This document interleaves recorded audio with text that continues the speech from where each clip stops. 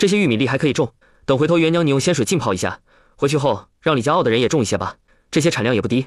还有，咱虽然有粮食，但是不能轻易给，也不能让族人变得依赖你，最好的便是叫他们自力更生。有粮食是救急不救穷，等日后他们真的没得吃喝，又买不到时，咱就找个借口出去一趟，然后运回来。届时运回来的粮食也不会白给他们，要他们做下承诺，往后自己耕种，每年还多少。当然，这是在保证他们自己能够温饱的前提下。眼下这米粮铺并没有新鲜的玉米，你可以留一些自己吃，剩余的拿出去卖。这天气还冷得很，府城富人多，咱们可以论根卖，换来的银子可以继续买米面囤着。既然知道有灾荒，咱这仙府又这般大，那就多攒点，等到实在放不下，那就放外头。横竖回头真要离开，也得众目睽睽之下带些粮食的。好，等明儿我拎一篮子去苏府问问苏妹妹，这种事由他们这些商户出面是最好不过，我可以全都卖给他，他到时候往外卖什么价格，那就是他的事。也成，总比咱们自己卖来的好，不那么惹眼。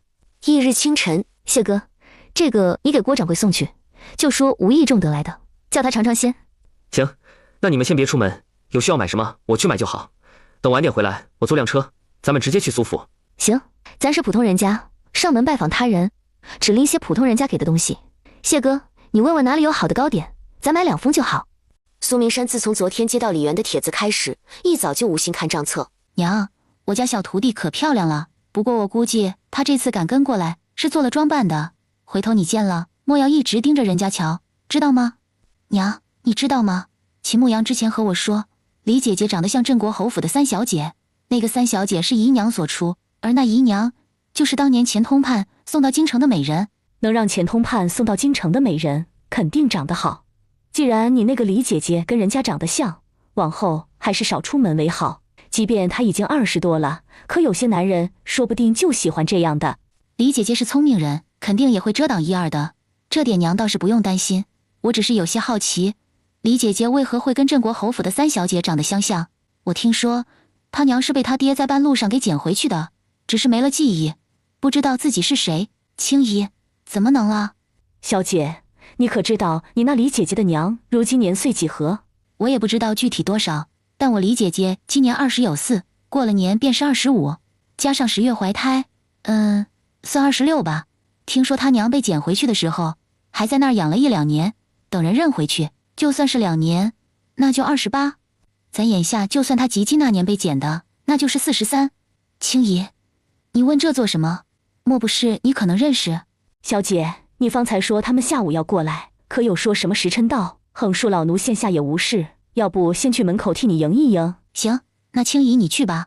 娘，你可知道我青姨还有什么亲人？这些年我从未听她说起过。不知道，娘只知道她是个苦命的女人，至于旁的事她没说，娘就没问。只要知道她人好，不会害娘就成。刨根问底，揭人伤疤，又有何意义？欧奎没说的是，青梅颜色好，比当年号称新阳府第一美人的潘雅晴还要好看3分。只是这些年，她一直将自己丑化，从不曾以真实容貌出现在外人跟前。若非她当初救人时亲手替她拭去脸上的污渍，怕是也不晓得。娘，采薇容貌出众，但家世不显，你也知道钱通判是什么德行。我这辈子就这么一个徒弟，因此想过2年将他接到府上，让青姨教他。你说青姨会答应吗？你的徒弟你想护着便护，不过那丫头如你所言，过了年才7岁，模样都未长开，当真有你说的那样好看？娘，我从小跟爹在外见识过不少人，你应该清楚，我不会轻易看走眼的。采薇年纪小小，五官极其精致，像是被老天爷刻意精雕细琢过一般。都说美人不一定五官精致，但五官精致的人必定是美人。我李姐姐就长得好，听说她娘更好，而采薇听说还胜过她外祖母几分，所以娘你就想吧。哦，那你倒是说说，她具体长何模样？我那乖徒儿面庞虽然稚气，但眉如翠羽，肤如白雪。她有一双明净清澈又灵动的大眼睛，眸光流转之间灿若繁星，玲珑逆鼻，小嘴不点而红。最重要的是，她还有一对浅浅梨窝。当她一笑时，你会觉得全世界都是甜的。采薇的笑容像是能治愈人一般，当她笑起来，你会觉得所有的阴霾都一扫而空。当马车停定，敢问是李娘子吗？是，我叫李元，这是我即将成亲的未婚夫婿，另外这2个是我的孩子。徒儿采薇拜见师傅，拜见师傅。20多天不见，青山好像长高了点。李元见过苏夫人。师傅，我应该喊什么？师奶、不过我娘应该会更喜欢你韩奶奶，都说一个徒弟半个儿，那你就是我半个女儿。韩奶奶也是可以的，采薇见过苏奶奶，莎莎见过苏奶奶。既然喊了我奶奶，日后也是我们苏府的一员。来，这是奶奶给你的见面礼。谢谢苏奶奶，采薇很喜欢，会珍惜的。娘，我李姐姐身边的人叫谢燕之，是位秀才，她身份比较特殊，当年考的时候，据说还是位廪生，来年要参加乡试，想必能一举得中。老夫见过谢秀才，您请随意坐。师傅，这是我给你做的鞋子，是问过素锦姐姐的，想来你应该可以穿，只是我做的还不大好看，希望你莫要介意。这糕点是我谢伯伯买的，我们也不知道哪里的好吃，就随意买了。这玉米棒是我们这次带过来的，还很新鲜。李姐姐，这新鲜玉米棒你还有多少？这个我稍后再与你商量。师傅，这个才是最贵重的礼物，希望你会喜欢。李姐姐，我可以现在就打开吗？还是等回头看吧。这里有下人，这种东西还是少些人见到为好，毕竟云国现在可还没有玻璃镜，也没有不锈钢。除了青姨，其他人都下去。李姐姐，现在可以打开了吧？我实在好奇，等不及回去再看。你要看那便看吧。等苏明山打开锦盒，看到那面高角玻璃镜后，双眸一亮。娘，你快看，李姐姐，这等稀罕珍宝，你是从何处搜罗得来的？是谢哥送的，他这也是别人送的。谢秀才，我能问问，那个石剑之，可就是你？你就是石剑之啊！我是你的画本迷，特别喜欢你最近的新作，就是那本《农家子的仕途录》。我家老爷从多年前就已经是你的画本迷了，每逢你出新作，他必定就买。来人，快去请老爷回来！老爷若是回不来，你们就说石剑之来咱府上了。石剑之？哦，不对，是谢秀才。你接下来可还有打算写画本？写的画什么时候能出呢？是和《仕途录》这本同个类型吗？我特别喜欢你现在这本。你可不知道，现在戏班排戏都排到来年3月了。今儿一早，明山说在畅音阁订了一桌，就在后天。到时你们可有空一起过去看看？谢秀才，你可看过这个戏？就叫《青云录》，说是特别好。你若是看过，那便当我这话没说。苏夫人，我们明天在畅音阁有个厢房，你和明山既然没看过，到时候不妨一起过去。李姐姐一家子去吧，我们定好了后天的，也不差这1天的时间。就是不知李姐姐这次前来府城，何时回去？我和谢哥正月12成亲，眼下带着2个孩子赶路也不大妥当，索性就决定初3往回走。此次来府城，一是置办嫁衣等物，2是带采薇过来认门，顺便看看你这师傅。既然如此，那李姐姐不若就住在我府上，如此今年也刚好一起过年，你看如何？还是不老，谢哥在城东有宅子，现下我们便住在那儿。对了，苏妹妹，我昨儿过来时碰到了秦公子，他似乎想拦住我的马车，好像很着急的样子。李姐姐往后还是莫要提他了，我与他没任何关系。娘，你和青姨帮我带一下采薇和青纱好吗？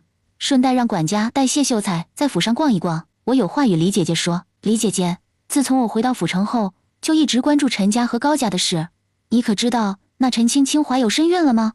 说来听听。就我得来的消息，那高家庶长子也不知道怎么回事，突然转性，近1-2个月待陈青青极好，将外头的女人该送的都送走了，而陈青青在她娘，就是那个记事的帮忙调理下，养好了身子，这不2人柔情蜜意了一段时间，就怀上了。按理来说，未满3个月，这事儿都不会往外传的。奈何那陈青青脑子不清楚，那是恨不得整个新阳府的人都知道，还说什么果然还是他娘对他好，帮他调理身子，还说女人要是有了孩子，男人就会收心什么的，蠢得没边。我若是没猜错，只要高武不认亲，不揭穿被换的身份，他的生产之日便是他的死期。到时候高家庶长子媳妇死了，孩子活着，就理所当然地留下那笔丰厚的嫁妆，待过个1-2年，另娶个与他有助力的媳妇进门。等季氏怀上身孕，那便是陈青青留下子嗣的死期。苏妹妹，你查好了当初大张氏和陈府原配的出自何处了？都是流云县治下的小阳镇人，2人是对门邻居，从小被长辈拿着对比长大。大张氏性子掐尖要强，见不得金氏，也就是陈府的原配，过得比他好。金氏远嫁外县，听说他还狠狠嘲笑过对方，但后来对方夫家越来越好，他心里不得劲，因此是能不回娘家就不回。但是偏偏有1年他怀有身孕回去了，且那1年是金氏也怀有身孕回去了，只是听说他当初身怀7个月，而金氏8个月。既然是在金氏的娘家生产，那应该不会出岔子才对吧？他娘家人看他挺着一个大肚子，还能不看着点？谁晓得中间发生了什么？横竖现在事实摆在那儿，大张氏和金氏不对付，两人都身怀6甲回娘家，又刚好都提前生产。而当初陪着金氏身边的人，如今是吴玉儿的贴身嬷嬷。然后陈青青长得像大张氏，而高武又不是杨家的孩子。吴月儿是陈家那个小妾扶上来当继室的闺名，那高家庶长子这边呢？对，是他的闺名。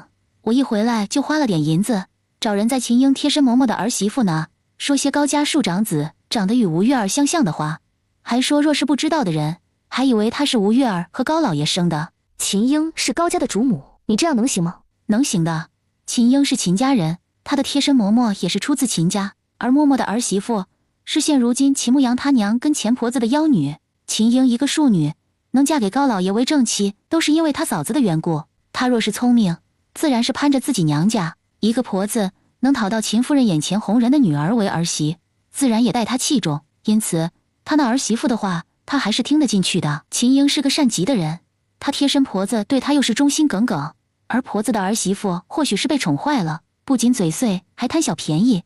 只要拐点关系，多给点银子，帮忙嘴碎几句话是完全没问题的。现如今，就我所知，秦英已经对庶长子怀疑上了，想来正在暗中调查。就我所知，近几个月，那吴月儿可是没少打着为闺女调理身体的借口上高家去。更为有趣的是，回高家老爷都在府上，这下若是高家能闹翻天，那就好玩了。只要能从高家这边破开一个口，他就可以徐徐图之，最后将钱通判扳倒。至于吴月儿具体是怎么和高家老爷勾搭上，又为何不进高家做妾，反倒跑到陈家去，那就不在他的关心范围内。秦英身为秦家人，要是落了面子，作为牵线媒人，且又身为娘家嫂子的秦夫人，势必要出面处理的。希望到时候吴月儿的手腕再高一点，能把高老爷拉到他同一阵线上来。届时秦夫人没了面子，身为与他有姻亲关系的钱通判夫人以及郑知府，不可能不管，他得将那水搅浑，越浑越好。苏妹妹，你府上可是有府医，能让他过来替我号脉吗？李姐姐，你可是哪里不舒服？没有，我不是和离之前才小产给伤了身子，大夫说我往后再难有子嗣吗？我觉得这几个月身子比过去那几年都要好，心想或许是流云县那边的大夫误诊呢。此时青梅与欧葵带着青纱和采薇来到珊瑚院中。小姐，这里面都是各种胭脂水粉，是小姐日常化妆容的地方。老奴观你这眼角妆容有些粗糙，要不亲自教你怎么画？不用了，我本来就长这个样，还是别浪费那些东西。我看院中有10桌10椅，我和妹妹去那玩就好。青梅没想到她的警惕心那么高，在失落的同时，心里也是颇感欣慰的。小姑娘如果容貌出众，又知道怎么遮掩自己，且还警惕心强，那是再好不过。当年她若是有这份警惕心，家里也不至于跟着遭灾，连带最后害了所有人。采薇，这位青梅是一手带大你师傅的人，她化妆容的手法着实了得。你若不信，奶奶让她现在就画给你看。姐姐，这个奶奶长得好像你。好像还真的是这样，认真说起来，和他们娘也是像的。这是怎么回事？为什么会有人像他们，年纪还是这么大？难道他外祖母当年没死？眼前的人是他外祖母？青梅，李家人是不是你的亲眷？采薇，我替你拭去脸上的妆容，教你怎么遮掩自己好吗？这里是他师父的家，眼前的人都是他师父亲近的人，所以应该不会害他才是。这个是我自制的，叫洗颜丸，对肌肤不会有伤害的。孩子，你这是何物画的？你这洗颜丸还有吗？我脸上这个画的东西是我娘自己做的，说是可以防水，但只要细心揉一揉，时间久了就可以完全洗掉的。那画上后想要快点洗掉也不能？不会，有专门洗脸的东西，只要倒一点到帕子上，对着画出来的地方揉一揉，再擦干净就好了。莫要在孩子跟前这样，你现在需要我让人唤孩子的母亲过来吗？你若是不想以这模样示人，就先带采薇和青纱去小花厅，我稍后就过去。青姨，这到底怎么回事啊？青姨，你是何人？让人喊我过来，是有什么事要与我说吧？李娘子，你母亲今年贵庚？身上腰处可有一颗红痣？我娘几岁？有没有痣又怎样？如果你娘今年42，腰间又有颗红痣的话，那我便是你姨母，你母亲的长姐。青姨，你这话什么意思？你怎么会是我李姐姐的姨母？我本名唤韩秀莹，是临丰县人，祖上略有薄产，父亲是位小地主。祖上从祖父那一辈开始，娶的媳妇皆是容貌秀美的姑娘。我娘曾是临丰县第一美人，打小爹娘就恩爱，日子过得极好。若说有不足，便是我娘只生了3个女儿，我身为长女，比双胞胎妹妹们大6岁，父亲继承祖母本就长得俊朗，加上母亲长得好，故而我打小便是美人胚。家中父母疼我，便打算留我到18再嫁。年轻时，我享受因容貌带来的追随目光，却不曾想过有朝一日会因此给家里招祸。我17岁那年，临丰县新来了县令，名唤钱良辉。他年纪轻轻便是同进士出身，且还未娶亲，是众人眼中的女婿人选。我家不是县城的，是临丰县周边韩家村的。因为家境富裕，我喜欢在县城逛街。那日在临丰县一家绣铺门前遇到了钱良辉，不知道他怎么想的，就到处打听我的消息。之后明知我已定亲，却还是着人上门提亲。倘若钱良辉要娶我为正妻，或许我爹娘和未婚夫家看在不得罪官老爷的份上，就会允了。可他要纳我为良妾，未娶妻先纳妾，亏他想得出来。我家好歹是地主之家，哪怕是怕见官，但我爹娘疼我，又岂会让我与人为妾？且还是钱良辉那种人。无奈之下，爹娘在婉拒了他之后，便匆匆将我嫁了。可以说，从正月钱良辉上任到我出嫁，也不过是1个半月的时间。我这一嫁便是悲惨的开始。钱良辉迁怒，总是找各种由头上我夫家来巡视。没法子，我们只能偷偷搬走。可是搬走也需要路引，衙门不给办，我们寸步难行，只能在临丰县各个村落中搬来搬去。然而这样一来，等同于居无所定。婆家人开始不满，想叫夫君休了我。彼时我又有了身孕，夫君一心待我，不愿这样舍了我。无奈之下，我便回了娘家。可是回了娘家之后，我才知道，我那一双才经差之年的妹妹，居然叫钱良辉哄了去。原来他最初是看上了我，带来家中提亲。得知还有一对双胞胎妹妹后，又起了别的心思。他到任不到半年，就开始征人服劳役。我家中男丁就我爹一个，按理不用的，但是还是被他找理由弄去了。之后没多久就传来消息，我爹在筑坝时被石头砸中，当场死亡。我乃悲痛之下，没几天也跟着撒手西去。家中只剩下我那哭瞎了双眼的母亲。我回家之后，想寻找妹妹的下落。钱良辉派人来找我，让我将家中钱财交出，他方才将妹妹归还。我知道这是个计谋，可是那时候涉世未深的我能怎么办？您根本就斗不过关，且那时候我母亲身子越来越差，眼看就要不行了，还一心念叨着2个妹妹。没办法，我只能变卖家产，只奢望她能说到做到。可是就在我给了钱的当天，夫家又传来消息，我夫君和公爹同样被征去服劳役，死在外头，皆是和我爹一样，筑坝时石头砸下来，当场没了。娘家没了，我娘又病重，没办法，我只能硬着头皮将我娘带回婆家。可是服劳役归来的小叔子也怕事，找来舅家撑腰，说我是扫把星，就把我赶出家门。好在他们其实只是怕被我牵连，却未贪我嫁妆，都如实还给了我。没法子，我只能带着娘去找舅家。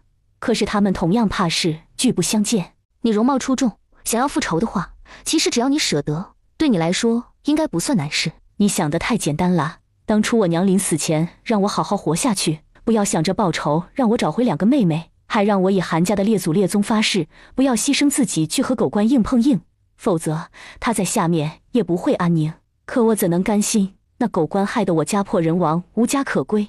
我知道自己必须得攀附上有权有势的人，然而我不过一个流民的身份，又得罪了县令，哪儿都去不得，谁敢收留我？最初为了活下去，我在躲藏时嫁给了一个妻子难产而亡的读书人为继室。我那男人与我成亲不到半个月，就被人打断了手，从此与仕途无缘。后来他知道是我的原因，也没为难我，只是让我走。那时我想，读书人有望考上功名，最后当官，是可以帮到我的，只是万万没想到会是那样一个结果。再后来，我被一个外地大客商看上。我想，商人地位固然低微，但银钱多，人脉广，只要离开这，往后报仇的机会也会大一些。只是还未等我们出新阳府地界，那客商的货物就被官府扣下，说是临丰县衙门被盗。现下这需要对这些货进行查实再决定。那大客商确实人脉广，很快就打探到消息，便与我说是知府在为难我。商人重利，他不可能为了我就得罪一个府城的知府，他让我识物者为俊杰。想想导致我如今下场的根源在哪儿，让我顺着点。之后给我拿了些盘缠，没2天也走了。再之后，我想不管是当官还是做生意什么的，总会有与他们不对付的人。我不知道钱良辉是怎么让知府都帮他的，我只知道等我花光大客商留下的银子，好不容易进了当时的同知府中，还未等我在那儿站稳脚跟，同知就出事被贬。我本来庆幸被贬也好，只要离开新阳府，那我就没那么多束缚。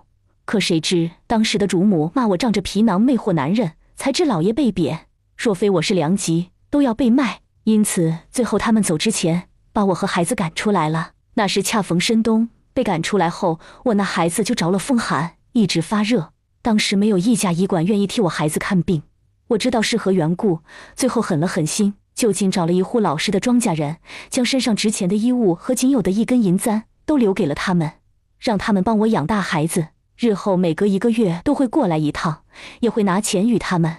我想报仇无路可走，只能投身进了青花楼，心底甚至隐隐期盼前去那种地方的人是什么牛鬼蛇神都有，指定有家中关系更好也不为权势的人。可我到底还是天真了，纵然我貌美，可我终究嫁过人，又生过孩子。当天他们就让我待客，接的人便是钱良辉。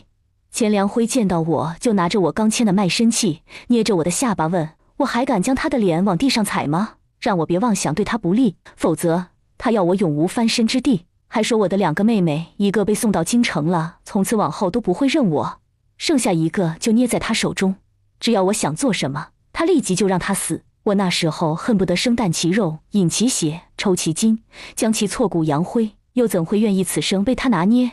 我还想查一查，除了在京城的妹妹外，剩下一个在哪儿？还有，为何会不认我？所以我虚与委蛇，拿好话哄他，说自己有眼无珠，不知他的好，保证不会再跑，就算不为了自己，也得为了儿子等等。之后趁他心情愉悦，给他脱衣，在他放松警惕时，拔下发髻上的簪子，狠狠扎入他的腹部。就在我要扎第2次时，他居然命大，还能躲开，且扬声喊人。我知道已经错失良机，只能捡起落在地上还未来得及到衙门备案的卖身契，趁乱跑了。娘，你说的是真的？真的，这事儿还是你爹告诉我的，要不然这几年他要的银子越来越多，大伙能认他这样？青姨，我早就对钱通判不满已久，也开始布局了，你莫要轻举妄动，坏了我的计划。李姐姐，我青姨固然长得与你们相似，但这不代表她就一定是你们的亲眷。我自出生起便是青姨一手带到大，往后不管你们是何身份，她都会在我苏府，我会替她养老送终。不过方才青姨的话也有道理，采薇模样还未展开，咱们也不能与那些人直面硬碰硬，因此还是避开一些为好。原本我是想着将她藏在苏府中，不过有青姨这等本事的话，走在外头倒也无妨。其实有时候你越是藏着掖着，外人越发好奇，若是大大方方站在人前，又因模样普通，反而没人关注。姐姐你模样长得好，到时候若是有人问起这个孩子怎么与你不像，你便说像孩子爹就成。当然只要你不介意外人知道你和离的身份。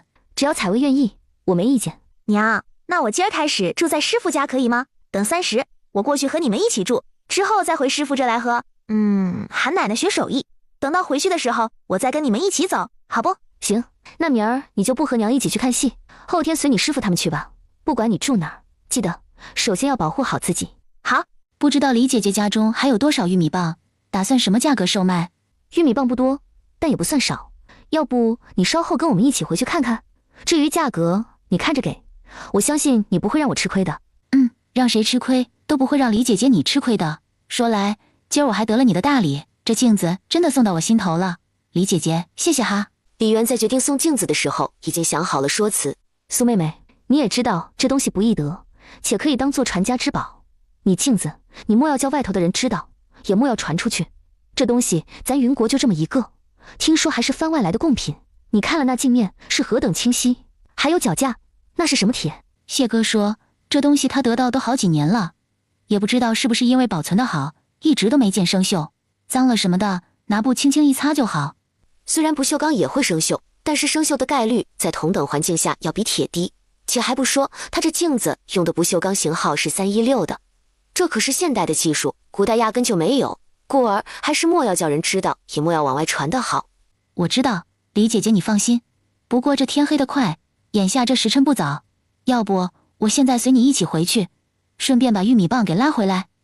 行，那我去喊莎莎，反正她年幼，轻易说话我估摸她也听不懂。不过采薇接下来几天就交给你了。好，采薇在我这儿绝对不会出岔子的，李姐姐你只管放心。采薇，你师父要去拉玉米棒，娘得带着妹妹和你谢伯伯回去，你留在苏府，有什么事只管和你师父说。娘年31早就来接你一起回去吃团年饭。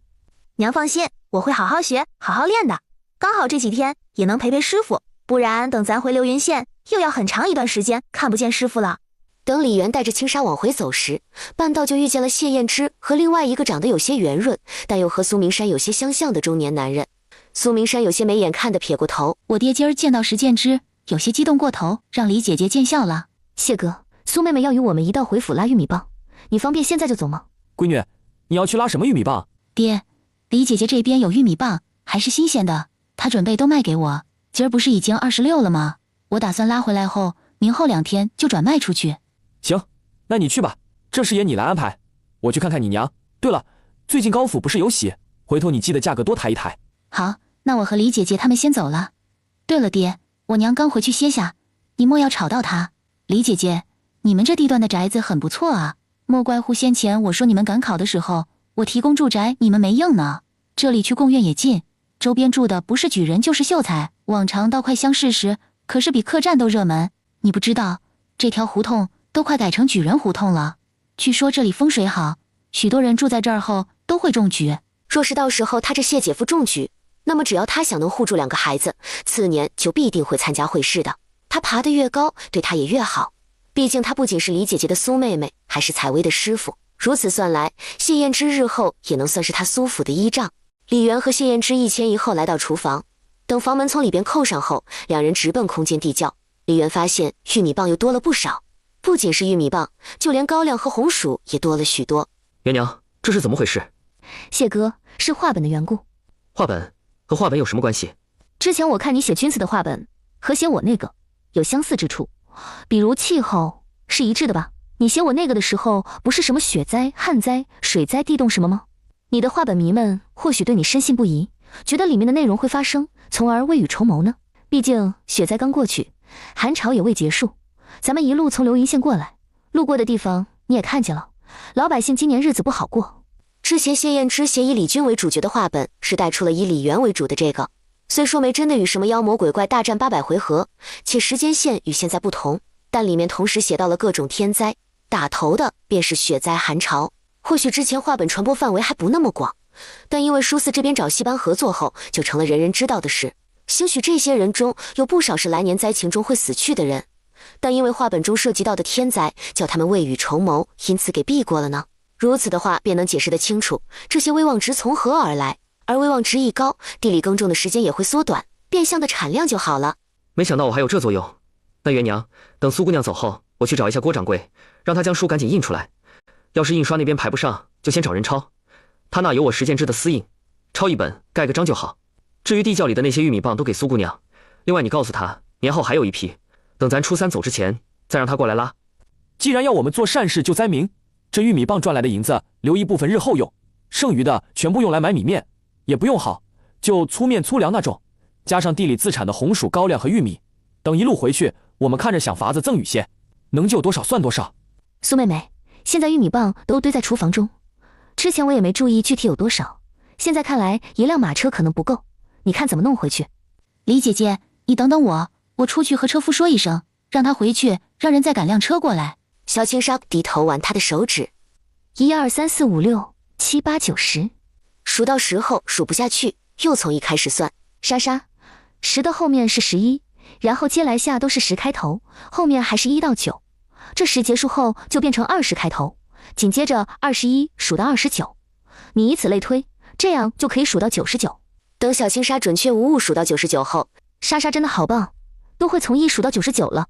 莎莎记住，99后面就是100，然后从101开始，重复前面的到200、300，一直到999这样。李姐姐，青纱对数字这块如此聪慧，要不跟我学一学？我保管往后，她绝对是管理内务能手。李姐姐，你是秀才之女，青纱小小年纪，这方面如此聪明，想来是像你。我这不是之前因为雪灾，在流云县耽搁了些时间，回来后各种忙，账册都没算好吗？你有没有空帮个忙？你知道的，素锦和素云都被我打发走了，手上新提拔上来的丫头，这块还不尽人意。这让李媛心头又忍不住内疚。说到底，人家都是因为他，不然老早就回来了，哪可能到现在账册都还没算好？因此拒绝的话怎么都说不出口。行，我可以帮你，不过我走之前得把嫁衣买好。你可有好的绣铺介绍？李姐姐，我苏府的产业有布庄，加上府上有几个绣娘，晚些我让他们过来给你量尺寸，这嫁衣包在我身上。至于账册，你看什么时候得空，今晚开始行不？剩下的账册多吗？不少，光是靠我一人，保守得到大年29。我娘身子不好，府上的开支都是青姨帮忙管，所以她帮不了我。至于我爹，年底应酬多，他要在外头应酬，也帮不了。其实说29都是最快的，我这不是还有玉米棒要卖，少不得抽个半天出来。便是说去畅音阁看戏，我也得带账册过去。所以不知道你放不放心把账册送到这来？要是放心的话，那稍后你就让人送过来吧。谢哥人聪慧，只要你不介意，也信得过我，那我可以让他帮忙。你也可以将账册多送下来。若是不放心，那我明日一早去你府上帮忙，只是下午要和谢哥去畅音阁看戏。没问题，晚些我让人都带过来，今晚我也搁着住。至于采薇，稍后回去我让青姨陪她。不知道为什么，苏明山隐隐有种预感，今晚那堆账册，他李姐姐两口子都能帮他解决了。苏府的人办事效率极快，等到苏明山带了10多个人来到厨房后，他看着那一大堆玉米棒，从中挑选几根扒开看了看，当即掏出一张50两的银票递了过去。李姐姐，咱也不算具体的，这些算你50两。给我这么高的价格，你赚得回来吗？当然，要是赚不回来，我也不可能倒贴给你这么多。李姐姐你放心吧，我现在让人装了回去，晚些就过来，你记得给我留门。行，那要给你留饭不？可以，我有好些天没吃李姐姐你做的饭了，我不挑食的，你随意做。元娘今儿怎么想吃这些？莎莎喜欢，晚些苏妹妹也要过来吃饭。你等一下，我很快就好。元娘，要不回头我也学着做吧，不然总要辛苦你也不是一回事。我琢磨过，往后咱多买些花生黄豆搁那，你炒好后可以放很久，我出门携带其实也很方便，这样我只要每天能吃到你做的东西就没事，也不一定非得是你亲自做饭了。行，从明天开始，家里的饭菜你来做，我教你。李姐姐，你做粉干了吗？还用了干虾和肉，还有鸡蛋。对，不过小青纱不能吃辣，我就放了一根辣椒。你想要辣味，拿根干辣椒碾进碗里搅拌一下，凑合着吃吧。对了，李姐姐，我账册都带过来了，你看放哪儿好？这里没有火炕，在哪儿都一样，随意你搁哪儿，就算是书房也行。对了，我晚上做的多，你那丫头吃了吗？不然一起吃。他们和我一样，都还未来得及用膳。李姐姐，你这若是有多余，便叫他们垫一下肚子就成。这干拌的粉干味道就是不及这样煮的好。不过也是，这又是肉又是蛋又是菜的，不好吃那才叫奇怪。说来，李姐姐你不再开面摊，还怪可惜的。我还从未去你那摊子吃过呢，也不知道具体怎样。我这做给你吃，还比去摊位上吃差了。行了，赶紧吃吧，我看账册还挺多的。晚饭过后，灯火通明的书房传来噼里啪啦快速拨算盘的声音。他翻开账册，见全是大写的数字，忍不住有些头疼。谢哥，账册这样核算，要到何年何月何日才能算好？要不咱们就用你无意中学会的数字和算法来算。只要苏姑娘不介意的话，那倒是可以。李姐姐，你说的数字和算法是会更快吗？那当然，要不你让素雪看着时辰，我算10页，你看看用多久，然后你用多久。行，那你先算，用纸笔单独记录，等好了我再来算，到时咱俩核对，看用了多长时间，算出来的可有出入。谢燕之这会儿知道李渊还有新的算法，可能还是用仙人的那种算法。那文字他在仙府中有见过，只是以为是仙人的文字，又怕问太多的话会让元娘伤感，因此不好意思开口。如今想来，这些字是专门用来计算的。此时就见他家元娘连算盘都不用，提笔就在那儿写，之后画来画去，很快得出一个他看不懂的数字，然后就翻到下一页了。苏明山才算了3页，刚准备第4页，就听李渊说好时，整个人都惊呆了。他自幼接触这些，算账极快，算盘也是打得飞起，自认整个新阳府没几个女眷比得过他。可他都未算到第4页，李渊居然就好了。苏明山内心都有些火热，他一定要学会此法，之后再和他李姐姐商量一下，看看要不要将此法卖出来，教会一个人收多少银子，到时他们对半分。先让谢燕之考中进士后，将此法上交给朝廷，如此于他仕途有益。而他第一时间拿此法教别人，然后收一笔束修费。李姐姐，你是怎么算的？能教我吗？谢哥，可以吗？不然这样算确实费功夫。等他似懂非懂的学了半个时辰后，终于还是放弃。李姐姐，可能我比较愚笨，你说的我都会了，但是看到账册的时候，我还是没办法将它们一一对上。我下意识就是想要拨算盘，要不今天先算了，你能者多劳，多算些。我尽量不把压力都给你和我准姐夫，等回头空了，我再好好学。李渊这一觉醒来，娘，我在师傅府上听说苏兰和苏雪丑时才回府，心想你们可能忙得晚，今天都没人做饭，就妹妹一个人在家，便有些不放心，就央苏夫人送我回来。你这脸是自己轻易帮你画的？都是些不会伤肌肤的东西，只要不沾水就好，娘别担心。对了娘，你中午想吃什么？我给你做。家里能吃的东西都在厨房，你看着做。对了，采薇，那你稍后要跟你师傅一起回苏府？我昨儿只是和韩奶奶学辨认那些妆容的东西，真正怎么画还未开始。娘，你觉得我这样如何？挺好的，采薇你好好学，学好了对你有益无害。畅音阁，元娘看什么？谢哥，你仔细听，下面的人都在说什么？就见下边一个个激动的说什么时间之写这画本之前根本就没发生雪灾寒潮，只是他画本既然写了还发生了，那接下来根据他的画本必定会发生的。这不仅是巧合问题，事件之是个大能，他算出来的。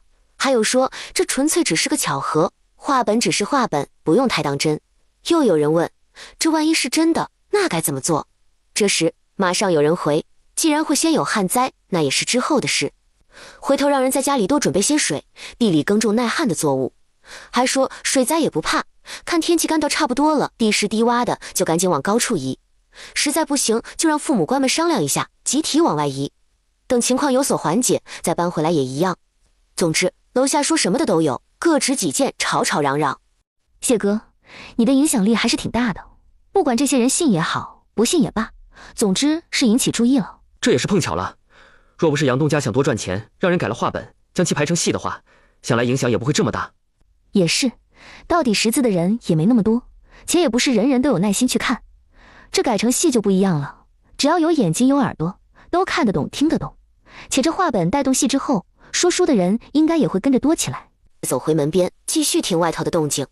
季郎啊，你可不能骗奴家，奴家和腹中孩儿如今只有你了。若是你不要奴家，那奴家还不如带着孩子去死算了。好雪儿，你可不能说这种挖我心肝的话，我也是为了我们的以后，才不得不做出一副与他恩爱的模样。你且先回去，晚上我找个空闲去看你。在我心里，你只会是我高云记的妻。快了，要不了1年，你且耐心等。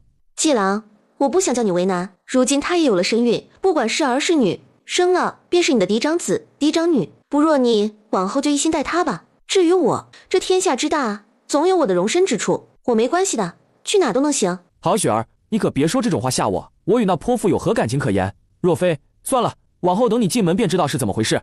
这外头人多眼杂的，虽然我把人遣走，但保不准有人偷听。你乖乖回去，晚上我就去找你。那泼妇就在里头，我借口解手出来的。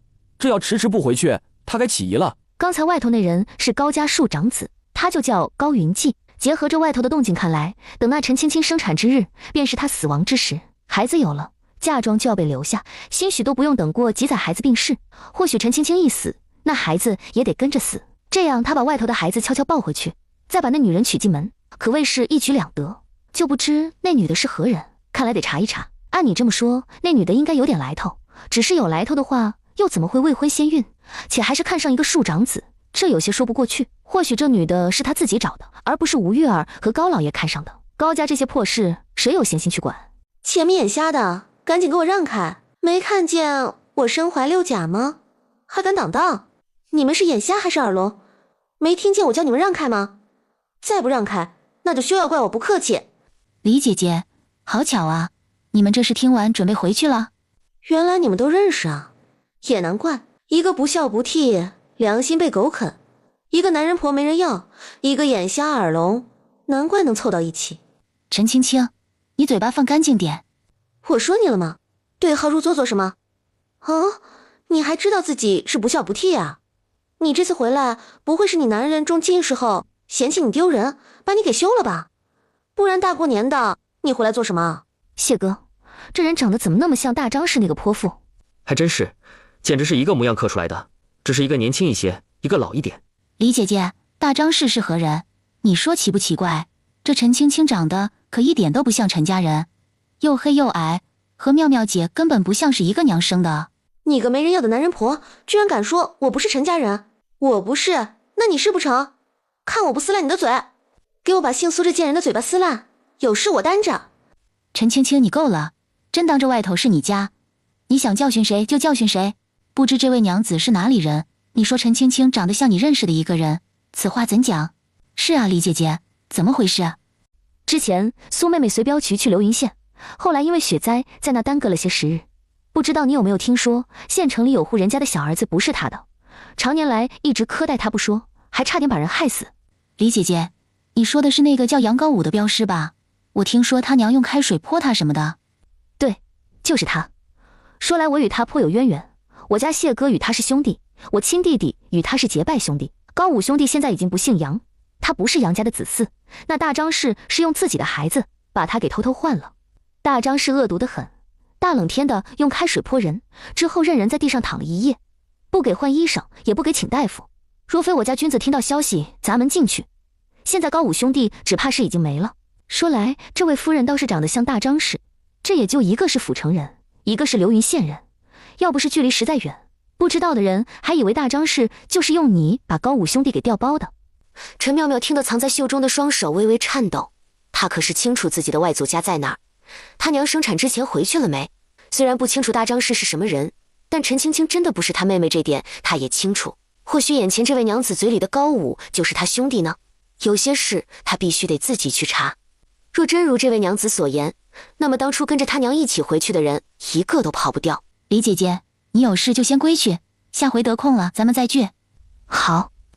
就见陈青青紧紧拉着她的手，一脸恨意地瞪着她。你拉着我娘子要做什么？今天你必须为自己说的话向我道歉，否则这事我不会善罢甘休。我是不会道歉的。顺便告诉你，我方才在厢房里刚准备出去解手时听到了什么话。有个被称为季郎的人是这么对一个叫许儿的人说的：好许儿，我与那泼妇有何感情可言？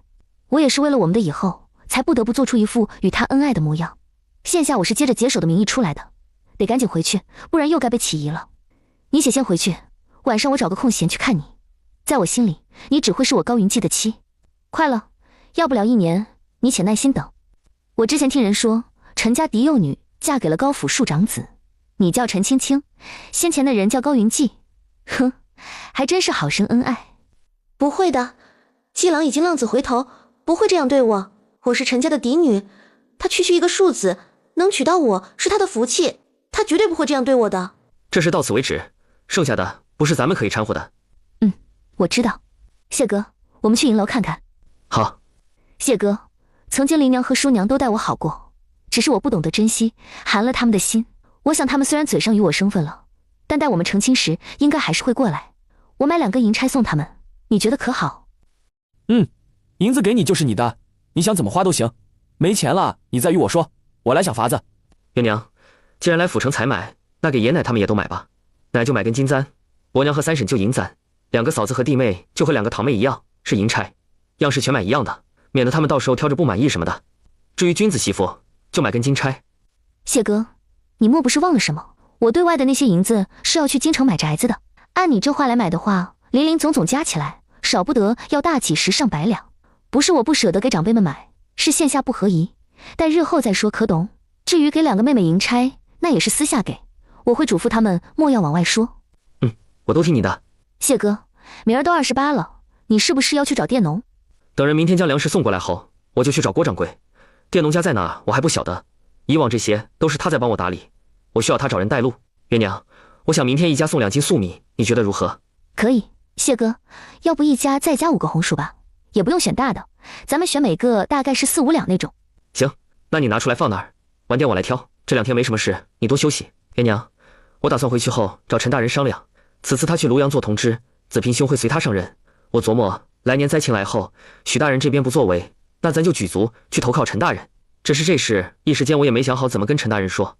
另外，这也不是他全权做主，我还得写信去京城，找几个同窗好友往下打招呼才成。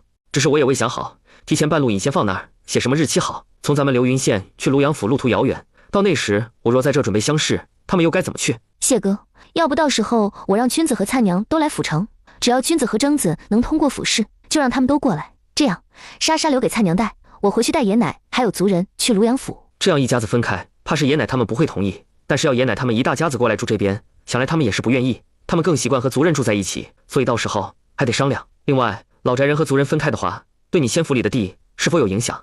元娘，你昨天没睡好，早点去洗洗睡吧。我明天回来后去趟书寺，多找些近几年的真题，到时候让君子和征子做。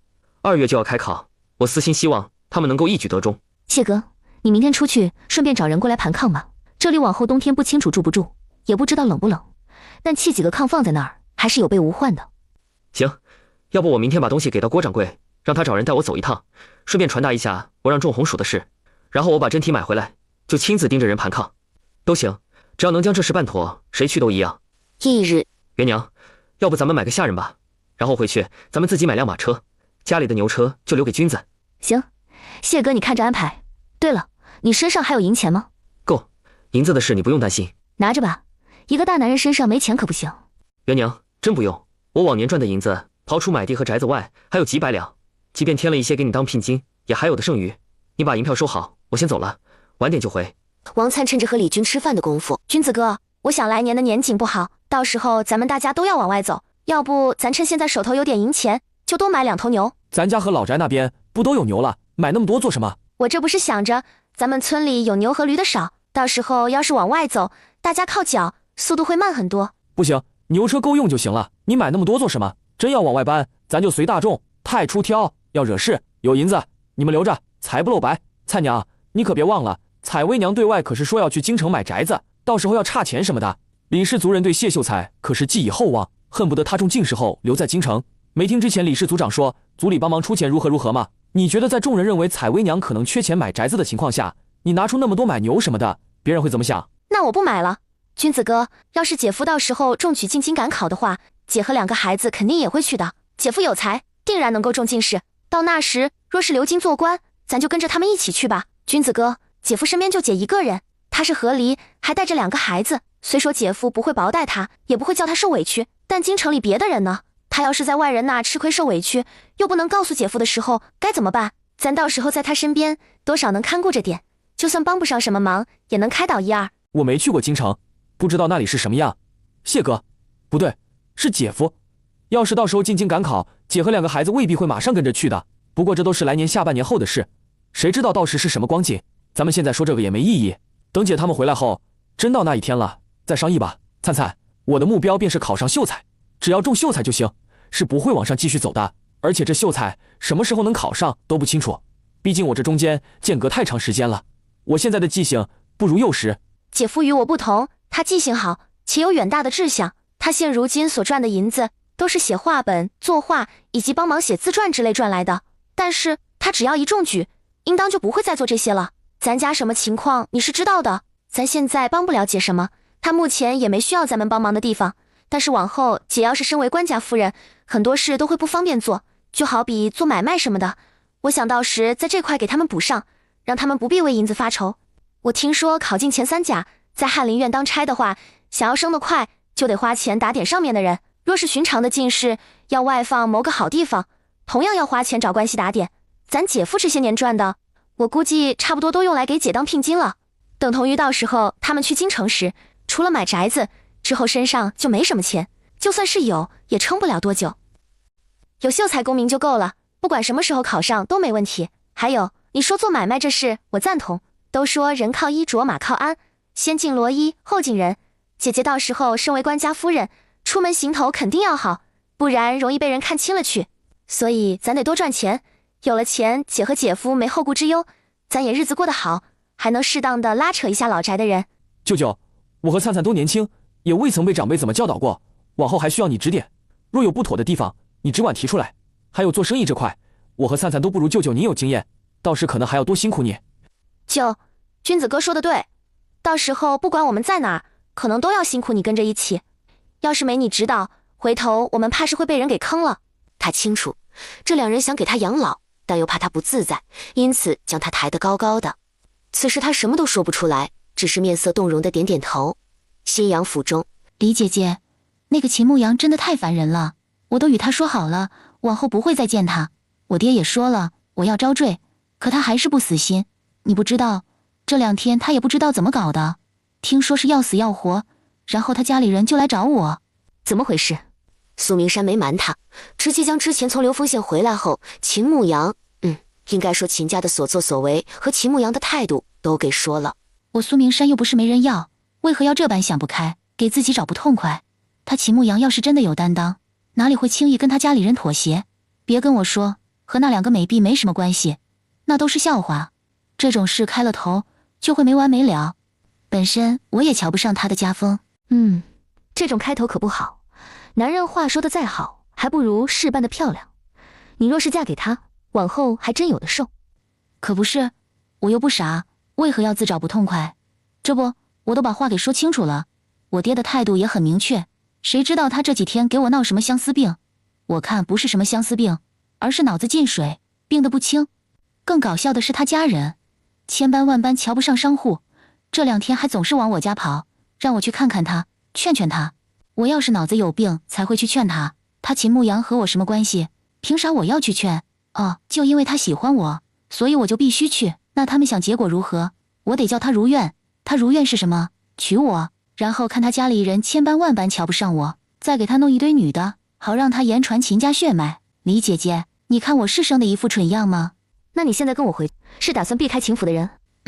我不耐烦看到他们一个个还真把自己当做一回事，瞧把他们给能的。李姐姐，你知道第一天一早来我家的秦家人是谁吗？就是据说被秦牧阳收在书房中伺候的美婢，说是他家公子病重，想见我，让我过去一趟。我必然是不能啊，所以想也不想给拒绝了。结果下午又换了一个，这回是秦牧阳的贴身小厮莫奇，说他家主子想我想的饭也吃不下，睡也睡不着，让我过去劝劝他主子。你又给拒绝了，然后秦府又来人？对，晚上来了一个，这回是秦夫人身边的丫头，说他家夫人有事，请我去府上一趟。我说年底府上忙，家中母亲病重，父亲在外忙，因此只有我一个主子，实在抽不开身，抱歉。那他们放弃了，这样也不是办法吧？他们明明知道你不愿意，还一而再再而三的上门请，他们秦家到底什么意思？单纯让你上门劝人？谁清楚？不管他们打什么主意，只要我不去，那就没问题。不过我也清楚，这样不是办法。秦府到底和府衙那边的关系好，若是他们有意针对我，那苏家……你这样逃避也不是办法，总得想办法解决。最好的办法就是让秦牧阳自己不喜欢你。那要不你借着这次所谓的风寒，然后让别人以为你其实不是风寒，而是之前出去的时候意外沾上了什么病，现在发病脸上长疙瘩，然后留下印记好不了这样。要不行就找个理由外出一段时间。你说秦牧阳来年要参加乡试，这但凡有点出息的人都不会继续这样下去的。大过年的，那我初3和爹娘一起去流云县吧，去那边住一段时间，一是让我爹感谢一下他恩公，二是参加你的婚礼，只是也耽搁不了多久，顶多也就半个月。李姐姐，你买马车了？谢哥买的，他觉得我们出行总是租车也不方便。确实，还是得自己有才行。请问谢燕之、谢秀才住在这吗？陈姓，怎么是你？你家主子呢？小的给秀才公问安，我家老爷和陈公子现在就在外面马车上。元娘，走，与我一道去接人。苏姑娘，劳烦你帮忙看下2个孩子。少安，你还真在这？我本来是来打算碰运气，你若是在最好不过，倘若不在，那我便去流云县找你。找到人了，出来吧。子冉兄，这是我聘妻李媛，流云县人。元娘，这是我在府学时的同窗好友孟鹏，字子冉，京城人，与我和亲兄长无异。当年他游学到新阳府，我一直得他照顾。少安，这位乃我妻侄陈浩，是护国将军府的嫡长孙，与陈阳陈大人算是堂兄弟。顿时浑身一震，想了起来，这不就是他看的那本书中的男主角吗？正确来说是书里王粲的官配，只是书中他明明很早就出现在流云县，为何到现在才来，又还是在府城？子冉兄，听你话中意思是专为寻我而来。是，若非当初你置办这宅子时与我书信，让我若是有来新阳府便来此处歇脚，那你我今日兴许就要错过。谢哥，今日除夕又恰逢贵客临门，那我先去厨房看看，不知2位在吃食上可有忌口？我等都是粗人，不挑嘴，弟妹随意做点就成。李姐姐，方才那2位是何人？我怎么瞧着好像大有来头？年长那位是谢哥的同窗旧友，年轻的是他妻侄，具体是做什么的我不懂，不过我听介绍，年轻那位陈公子是护国将军府的。李姐姐，你觉得我能不能请2位贵客帮个忙？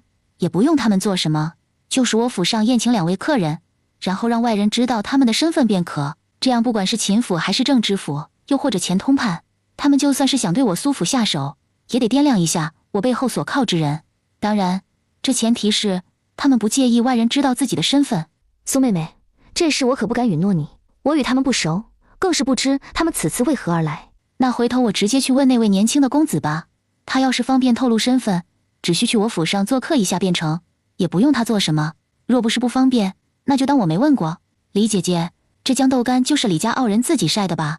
看着就香，只是我看怎么都是事先准备的。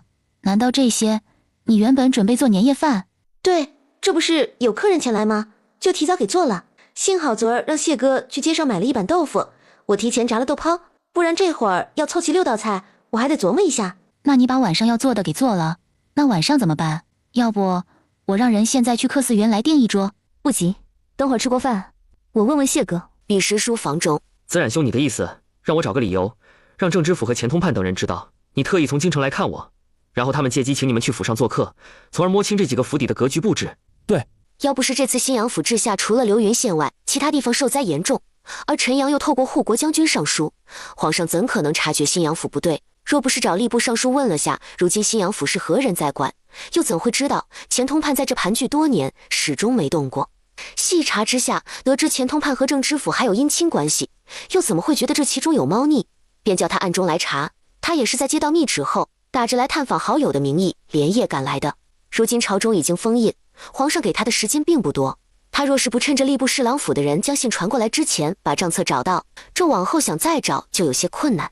你要查钱通判和郑知府等人，又怎么会打着前来探访我的名义？我家若是不在府城，那你准备怎么办？我不方便住观驿和客栈，横竖知道你在这儿有宅子，直接住进来便是。等我将事办妥后，临走之前会去流云县看你的。不过浩小子跟来，一是需要他帮忙，二是他知道你是石建之，算是慕名而来，三是他先留在这儿帮忙，等他堂兄去庐阳府时会随之上任，那边还有事等着他处理。你方才没进府之前说去流云县找人，是因在外特意如此说的。陈公子来帮忙，又是指浩小子身手不错，记性好，我想到时候要是进了对方的府邸，分开来，将走过的地方都记住画下来，加上为兄也不清楚你在哪儿，因时间紧，便叫他来了。如今你在更好，倒是咱3人分头行动。我这次是先行一步来的，就带了陈姓，后面接我的人估计得等开年过后，所以这段时间要多麻烦你。陈公子可是成亲了？还没有，我想等弱冠后再说。他母亲都快急死了，其他府中他这岁数的人，不是早已娶妻生子，便也是定了亲的，就他一直不着急，总说男儿志在四方，晚点成亲也无妨，可把他爹娘气个够呛。我有个法子可以帮你们，只是需要你们配合，但是现在没问过当事人，须得等我稍后问过再说。不出意外的话，明日钱通判和郑知府必定会有动作。元娘，子冉兄他们这次是为钱通判和郑知府的事来的，听意思上头要查他们，眼下他们要找可以当做证据的账册，但因为时间紧，又不便主动暴露身份，故而是以探望我这个好友的名义来的。我是这么想的，稍后你与苏姑娘说一声，让她与陈公子私下接触一下，当做故友，晚些正大光明邀人去府上做客，然后2人先回去，路上佯装亲密一些。这算不算打瞌睡时有人送枕头？之前苏明山还在说这事，只是他没办法替人允诺，这才作罢。我听闻秦家公子喜欢苏姑娘，若是他与陈公子众目睽睽之下走一起，必然会有人好奇陈公子的身份，到时秦公子也会知道，这秦公子知道，秦家人肯定就知道，等同于钱通判和郑知府都会知道。之后我们和子冉兄他们一起去苏府做客，让陈公子和苏姑娘在门口迎接，如此肯定有人好奇子冉兄的身份，届时我再叫人传出去即可。子冉兄是户部尚书嫡次子，现如今任大理寺少卿，乃天子近臣。陈浩是护国将军府嫡长孙，子冉兄的妻子便是护国将军的嫡女，也就是陈浩的嫡亲姑姑。而陈阳是护国将军府的旁支，他娘舅家表兄季明兄现任翰林院侍讲，年后要往上升一升。而季明兄乃是我当年同窗好友之一，与子冉兄也是好友，只是差了辈分那种。这些你暂时接触不到，也不用管。你稍后去找苏姑娘，透露下子冉兄和陈公子的身份，问晚些去他府上做客，愿不愿意？倘若愿意，你与我说一声，我再与陈公子说，让他在外时与苏姑娘假装熟人。行，元娘，我会想办法，到时候咱们也跟着一起去的。钱通判这些年得了太多的不义之财，现在外头老百姓还在受苦，咱们把账册留给子冉兄，将钱府的库房搬空，你看可行？如果可以的话，我当然愿意。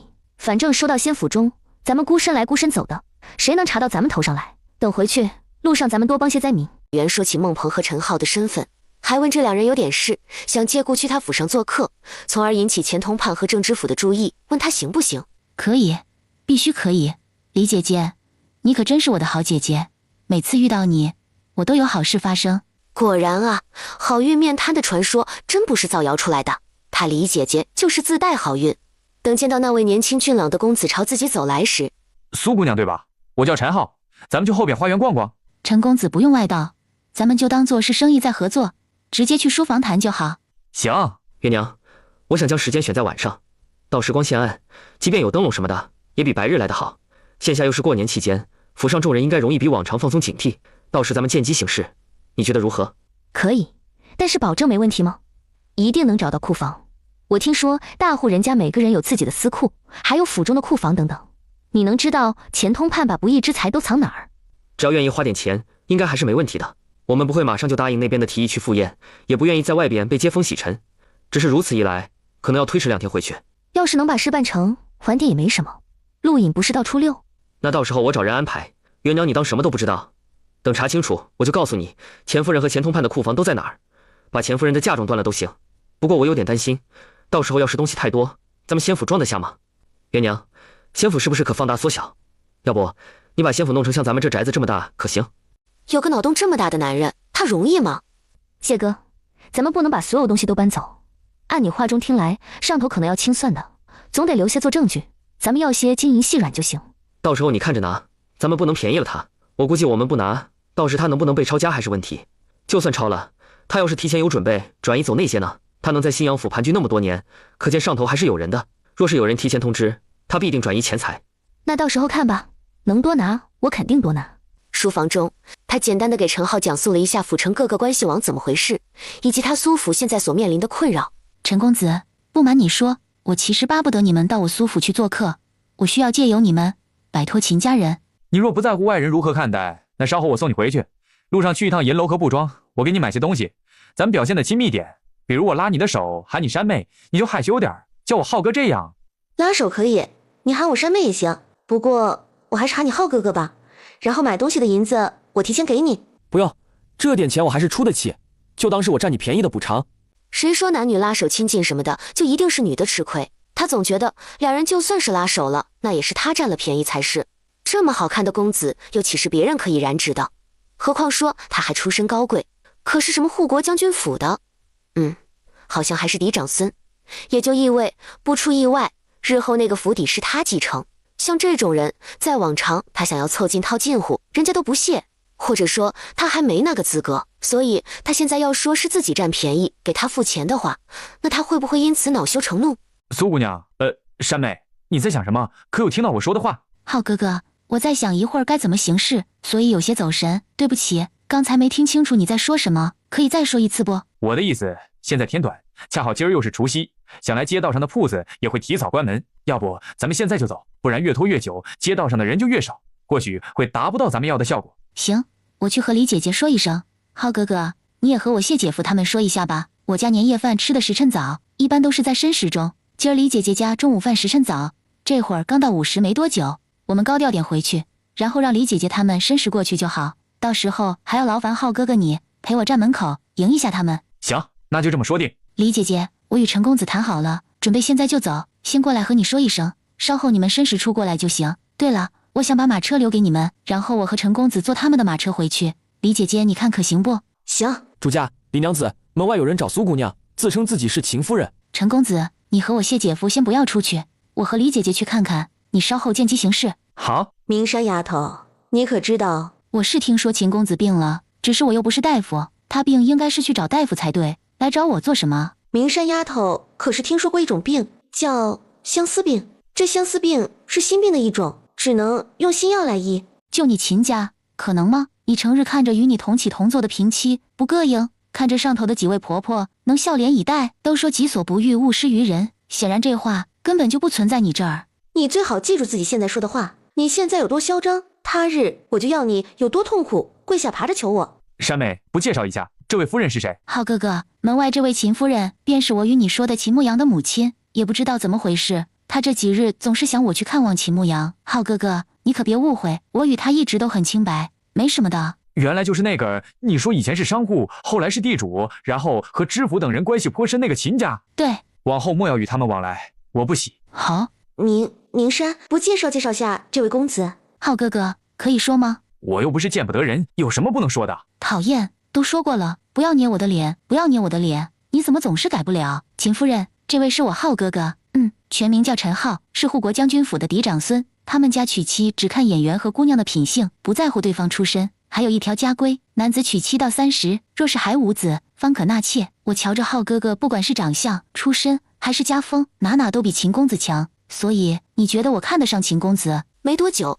李姐姐，你不知道，刚才秦夫人知道陈公子的身份后，那脸上的表情有多精彩，也不知道她怎么就相信了。但是我估计这事要不了多久，消息灵通的人家都会知道，所以我打算与你说一声，现在就和陈公子去街上买东西。不管怎么说，在外人眼里，他今日作为小辈桃次上门，这送长辈的礼还是要的。我爹喜欢龙井茶，我娘喜欢玉镯，我得趁铺子可能还没关门，赶紧走。谢哥，现在可以按计划执行了，稍后申时才去苏府。这会儿时辰还早，你是去歇会儿，还是怎么着？不了，我得给陈浩跟子冉兄收拾2间屋子出来。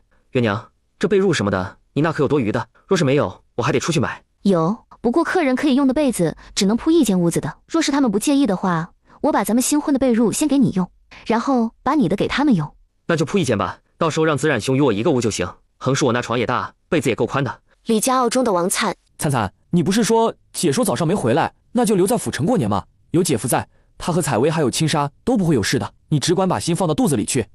君子哥，这是姐给我的红封。之前她摆摊时说每个月不管做多少天，也不管出不出摊，都会给我300文，等到年底还要给我一个大分红。我以为她离开忘了这事，今儿我忍不住去她屋子收拾的时候，才发现这个是她刻意留下的，里面整整有5两银子。姐给你的，你留下就是，不用给我。君子哥，我觉得姐给太多了，我们真正摆摊的时间不长，哪怕姐赚的再多，那也是她的事。我没出本钱，也没出什么人脉关系，出的只是一身的力气，可以说做的活和娇娇姐差不多。可是娇娇姐除了一天所包的吃喝外，工钱也只有7文钱，且还不会因为没上工就每个月都给。这银子我拿的有些烫手。灿，姐既然给这些银子，说明她觉得你值这价。还有这大过年的，可不猩红眼睛，要不然一会儿去哪家吃团年饭，他们说不定以为我在惹你生气。还有舅舅，要是瞧见了，指定也会多想的。君子哥，我现在很幸福，可这幸福让我感觉自己每天都像是活在梦中一样，我好怕这一切都是假的，等醒来后，我依旧过着不如意的日子。不是梦，这一切都是真的，咱们不会过不如意的日子。灿乖，别胡思乱想。君子哥，现在时辰还早，要不咱去看看爹娘吧，告诉他们我们成亲了，让他们在下面不用挂念，现在日子过得挺好的，以后还会更好。君子哥，你把米面肉菜都准备好，一会儿我们直接拎着去老宅。去墓地之前和爷奶还有舅舅他们说一声，免得他们不知道，最后找不到人。好。李家老宅中，征子媳妇过门才多久，你这么着急做什么？子嗣这种事是靠缘分，你这一着急，他能不跟着着急？娘，过了今天，征子都要22了，别人到他这岁数，孩子都好几个。你看铎子和瑞子，那再不济都是有个姑娘的不是？我这不琢磨着，琢磨什么？你没事瞎琢磨什么？眼下征子要不了多久就要科考，少安说征子考上的希望比君子大，现在你要做的就是不要分了他的心思。你这一着急，雪娇能不急？有你这么当娘的？一个个不省心的，要气死我不成？家中添丁是好事，但这是在以往。你说说，要是来年真的像少安和元娘说的那样，那又能好到哪里去？这万一要远离故土，这一个个身怀6甲，你让他们怎么奔波？这几天我愁的都不知道该怎么是好，你却还想添麻烦。娘，情况应该不至于那么糟糕的，你别胡思乱想。我也想不是胡思乱想，但不得不往深了考虑。万一要真那样，你自己算算瑞子媳妇肚子多大？要不是即将临盆，就是在坐月子。还有铎子媳妇的，她才1个多月，到时肚子多大？娘，我都听你的，我这就回去和雪娇说，让她不要着急子嗣，先让征子好好科考，别给分心了。子嗣，等下半年后再要也不迟。说来年也行，咱们不要着急，先看看情况。征子媳妇进门都没多久，且也年轻，咱们不着急这事儿。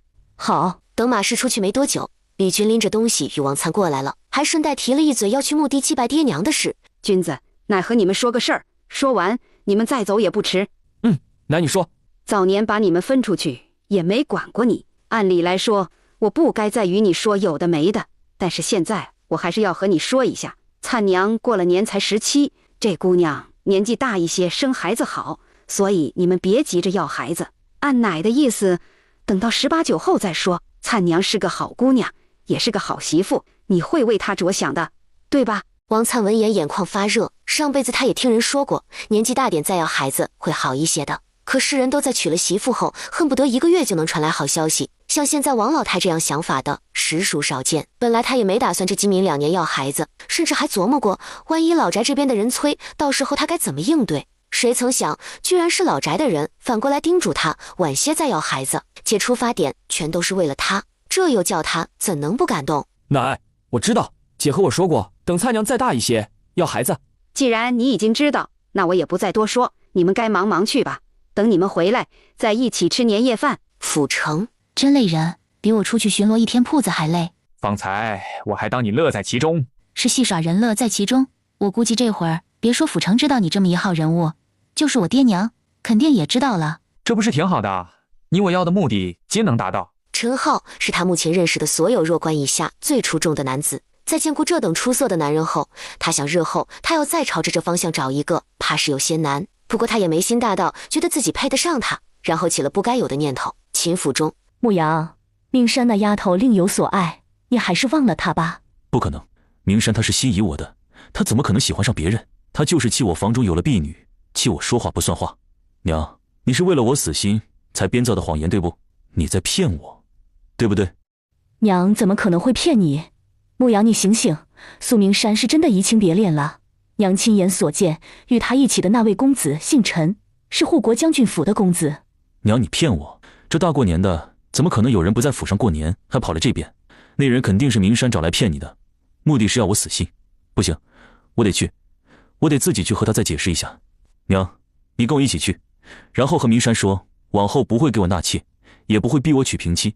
只要你说了，保证了，明山就肯定回心转意的。哦，还有，往后生下子嗣，会有一个跟明山姓。秦牧阳，你给我醒醒，看看自己为了一个女人变成了什么模样。你到底知不知道自己在说什么？不管怎样，我都得自己去看看。我不相信明山会这么快变心，他肯定是生我的气，气我刚答应的好好的，转头就收下了丫头。我得去和他说，我和丫头之间没什么，往后也不会有妾室通房和平妻。李渊不知道秦家这边的闹剧，他算了算时间，谢哥，时辰差不多了，你去喊孟大人起来，咱们该准备出发。不用，我已经醒了，现在就可以走。好小子，出去多久了？吃完饭没多久，和苏姑娘谈好后就走了。不出意外的话，现在郑知府和钱通判应该都知道他来府城。不过我估计他们就算知道，也不会亲自去请陈公子，但或许会派人去确认身份。稍后等陈公子和苏姑娘站在苏府外迎接咱们，然后我派人将子冉兄你的身份透露出去，将来明日一早便会有人下帖。如此甚好，走，咱们现在就出发。苏府书房中，爹，反正我都是要招赘的人，无所谓什么名声不名声。我看陈公子挺出众的，你与他一起没起心思？爹，我有自知之明，不会有不该有的心思。现在陈公子愿意帮忙，对咱们来说是百利无一害。若说有，也就是我的名声问题，我不在乎这个。等回头陈公子走之前，我会央他陪我在当众演一场戏。演戏？演什么戏？我琢磨回头在外听书什么的，然后他在众目睽睽之下让我等他，说会带父母前来提亲什么的，然后我就说咱苏府就我一个姑娘，我不想远离父母，也不想嫁到高门府邸，怕会不习惯，也怕会被人所瞧不起，更怕会让他因此被人耻笑，所以就当有缘无分，他回去当他的贵公子，娶他的高门贵女，我留下当我的商户之女，招我的上门女婿。人家这次帮了咱们的忙，虽说咱们是互帮，但是往后若是想靠这关系搭上人家，那爹你别吝啬，回头人家走之前，你多给点东西。这几天趁着还在合作的时候，你与他多亲近一点，这样往后就算我与他在外人眼里没什么关系了，但与他却还是在走动，如此外人知道，即便不能在一起，但他一直关心着我的，也就等同于护国将军府始终会是他苏府的靠山。不管事实真相是不是这样，只要别人这么以为就可以。行了行了，我知道该怎么做。你不是要带人接人吗？赶紧去。他家丫头可比他有能耐多了，不过是出门一趟就引回来2个大人物，这可是他以往花大钱都找不到的关系。名声差就差点，只要这丫头守住自己的本心，到时候不会因此伤心难过就行。哎呀，这大理寺少卿孟大人要来他府上，他也得赶紧去迎一迎才行。苏伯父，这位是我嫡亲的姑父，叫孟鹏，出身户部尚书府，现任大理寺少卿。姑父，这位是苏姑娘的父亲，叫苏元水。子冉兄，苏府虽是商户，但家风良好，苏姑娘品性不错，与陈公子实乃良配。贵客临门，令寒舍蓬荜生辉，快请进，快请进。果然听到一群围着苏府的人在讨论孟鹏的身份，目的已经达到了，他们也没必要继续站在门外。明山，山妹，我怎么听着像是有男子在喊你？浩哥哥，是秦牧阳，就是那位，往后离我山妹远点。什么你山妹？你个骗子，打哪儿冒出来的？别说什么护国将军府的公子，哪个高门府邸的公子大过年不回家？你家住海边？明山，你可别被这小子给骗了，他根本就不是什么护国将军府的公子，我看他是知道你想招赘，家中又有钱财，所以来骗你的。明山，我知道你对我有所误会，我与那2个丫头真的没什么关系。我和我娘说了，往后只娶你一人，不会有其他的妻妾和通房，还会在我俩生下子嗣后有个跟你姓。明山，你我青梅竹马，自幼一起长大，我的为人你应当了解才是。我没答应。秦府男丁少，要是能生，甭管是嫡出还是庶出，自然是越多越好。他是绝不可能让自己的孙子跟别人姓。此时他无比庆幸自己跟来了，不然众目睽睽之下，牧羊这蠢货乱作允诺。既然秦夫人来了也好，贵府公子可能是病糊涂了，才会跑来我这胡说八道。劳烦秦夫人快些带他回去。今儿我府上有贵客，就不招待你们，望见谅。今日除夕，想来各位都忙，还望大家行个方便，都散去吧。苏某再次感谢各位。明山，我答应你的一定会做到，你不要招赘，不要和别人好上，可以吗？你给我2年时间，2年后我一定让你在众人的祝福下风风光光嫁给我。秦公子，你应该知道苏妹妹是什么性格，也知道她一直要的是什么。你明知自己家里的情况，也知道很多事根本做不得主，所以你这般强求又有何意义？你懂什么？我和明山从小一起长大，没有人比我更了解他，也没有人比我更喜欢他。我只要2年的时间，到时候我一定会让他如愿的。我这怎么就强求了？明山，你再等我2年好不好？往后成亲了，日子是我们2个人过，一辈子走到老的也是我们2个。我娘不能代表我，她也不可能陪我到老。我说你是不是脑子有病？你自以为是的深情到底是仰仗着什么？你一边说喜欢苏妹妹，一边连家里人都处理不好，咋地？你是想以爱为名将她囚牢吗？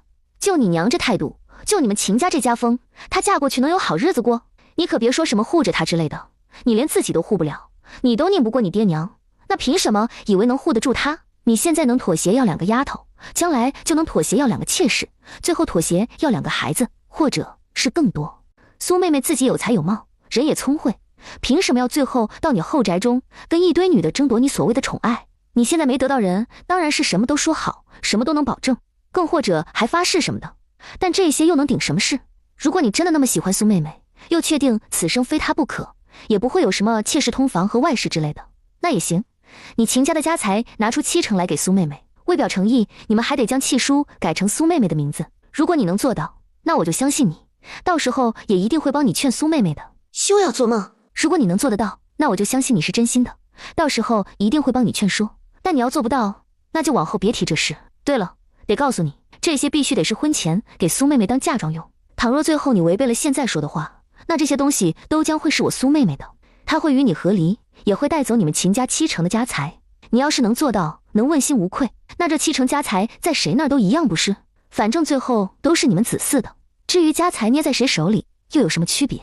还有，如果有一天我苏妹妹遭遇任何不测，那她的嫁妆聘礼不会因为什么子嗣而留在你秦家，只要人一昧，这些都会归还苏府。死心吧，苏明山心里没你，他要心里真有你，不会任由身边的人提着无理的要求，也不会在大庭广众之下这样对你的。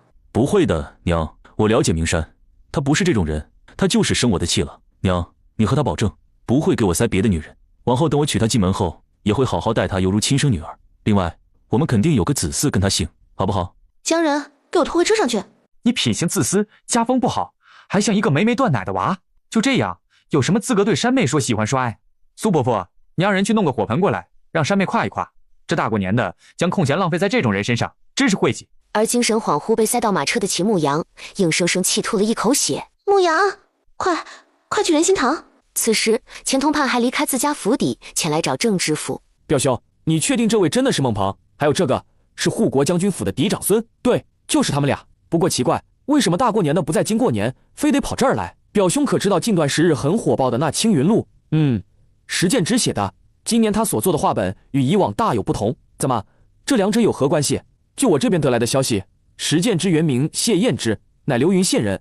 他极有才华，10岁中秀才，还是领生。之后不知何故，没将心思放在科举上，转而写起话本。不过在早年，他不仅在县学上过，在府学也上过。而孟大人当年是游学的时候到这边与他相识的，此次会过来，是听说谢彦之即将成亲，也准备来年参加乡试。我估计是专门来参加婚礼，还顺带鼓励他的。至于陈家公子，他是石建之的话本迷，会跟着孟大人一起过来也正常。加上流云县那位，可是他的远房堂兄。对了，陈公子和苏府姑娘的事，听说也是谢彦之牵的线。听闻谢彦之要娶的是个和离妇，而和离妇又与那苏姑娘交好，表兄可是觉得有不妥。可是能查清楚谢彦之当年和孟大人的关系如何？倘若只是点头之交，那么这次孟大人极有可能是冲你我来的；但若是交情深，那兴许是我多虑，而是如你说的那样，人家只是关心谢彦之罢了。行，我马上叫人去查。不过表兄，孟大人来此，咱们要是不知道也就罢了，既然知道，那是不是得宴请一番？这大过年的，去哪儿请？我有个别庄，就在郊外，要不就在那宴请？这又不是大夏天，去什么别庄？没得叫孟大人以为你看不上他才如此，那怎么办？咱们当作不知道。不管，牧羊这次闹的动静太大，许多人都知道苏府来了贵客，我们要不在城内就罢了。既然知道，装傻是没用，那按照表兄你说，咱们该怎么办？该宴请还是要宴请，就在你我2人的府上。你看你那儿方便不？那我这就回去，让人将宅子收拾一下，该收起来的全都收起来，该穿朴素的就穿朴素一些，一切等宴请过后再说。不急，宴请的时间我打算安排在后天，你先好好过个除夕，明天中午再收拾都行。白天光线好，若有不妥之处容易被察觉，晚上宴请，到时光线暗，真要有什么我们也好遮掩一二，你看如何？钱通判心里觉得不如何，要他说不在他府上是最好的，但是这种话他不能说，也不敢说。若是眼前这位不是他妻子的亲表兄，也不是出身吏部侍郎府，他真不想卖这个面子。这些年他做了多少见不得光的事，自己心里清楚。邀人过去做客，且对方还是大理寺少卿，他总有种是在自掘坟墓的感觉。算了，稍后回去就让人将东西仔细收妥，那些摆放的贵重物品全都收到库房中去，只要小心一些，应该不会出什么岔子。不知道他们会在这儿待几天，要是人家后天就走呢，那是再好不过。我巴不得他们现在就走，像这种知道对方过来3天内就得作为东道主请客，要不请就是咱们失礼，但3天内咱们要请，而他们却要走，那便与咱们无关。行，那就后天宴请，时辰就定在申时末，我这就回去安排下去。郑知府并未等到第2天早上下帖子，而是等李渊他们在苏府即将吃完年夜饭时，就收到他帖子。元娘，现在一切在计划当中，等后天一早我摸清前府布局，打探好库房在哪后，就告诉你。大后天晚上，我估计男女会分席而坐，但距离不会隔太远，你得先想好怎么脱身。我估计钱大人府上的东西挺多的，你那仙府已经装了不少东西，要是不能变大，到时怕是不够装。只要金银细软也不够。那得看有多少东西。地较高3.3米，之前在流云县时，你攒下来的各种粮食将近30担，但后来到这府城，我每家米粮铺各种粮食都各要了100斤，这前后又有将近100担，加上外面地里产的红薯、高粱、玉米等物，然后你还要往里面放些杂七杂八的东西，你觉得够装多少？目前仙府就那么大，地窖里放满后，那就放上面的空房，除了我日常会歇息那间外，其他都可以堆上，到时候能装多少算多少。也只能这样了。原先我来府城赶考时，无意中听说钱通判有个私人大粮仓，据说里面装的都是稻谷和小麦，虽然不知道是真是假，但万一要是真的，且咱们要是能弄来，那咱往后是再也不用担心买粮食的事了。流云县城东榕树巷谢宅，君子哥，你帮忙烧些热水，把锅碗瓢盆给洗了，我去打扫下屋子。姐夫不在家，咱也不能放他这屋子蒙尘过年。好，谢哥，是你在家吗？见到严娇2口子和江平安2口子都过来了。真的好了？好了，谢哥不是又从沈姨那得了药，我吃过后没2天就好了，现在身上被烫过的地方也好了许多。娟子，今儿除夕你不在家里，怎么跑这来了？我姐和姐夫去府城，要年后回来，灿灿琢磨过来收拾下屋子，所以就来了。巧了，我们也是这样想的，本来以为谢哥这2天会回来，然后一直关注着这边，没想到没回来，然后就琢磨过来帮忙收拾一下。我也是这样想的，刚好和素锦过来时碰到了高五哥和娇娇姐。那赶紧进来，都站门口做什么？君子哥，你多烧点热水。偌大的一张床下面好几个泥疙瘩，谁也想不到王灿光是打扫谢燕之的房间，从地上捡来的钱林总加起来就超过3两银子。灿灿，怎么了？君子哥，我刚才帮姐夫打扫屋子，你猜我找到了多少钱？灿灿，姐夫的房间你能打扫出这么多钱，那书房中肯定也能。走，我跟你一起去，要是能凑够6两银子，那咱就可以帮他把婚礼办得体体面面的。行，不过君子哥，正房我还没用水擦拭，你得先帮我擦洗一下才行。好，都仔仔细细打扫一遍后，一共搜罗出将近8两银子。我怎么都没想到，自己在这住了这么久，这堂屋也没少来，结果还能在靠门边的地方挖到2块碎银。谢秀才不缺钱，为何不将屋子的地都铺上青砖？若是铺上了，掉了钱，应当就能看得到，也不至于因各种缘故不小心踩进泥地而不自知。谢哥的情况比较特殊，他以前特别倒霉，总是鼻青脸肿的。这地儿是泥地，磕了碰了，其实也还好。要是换成青砖，你觉得会是什么个光景？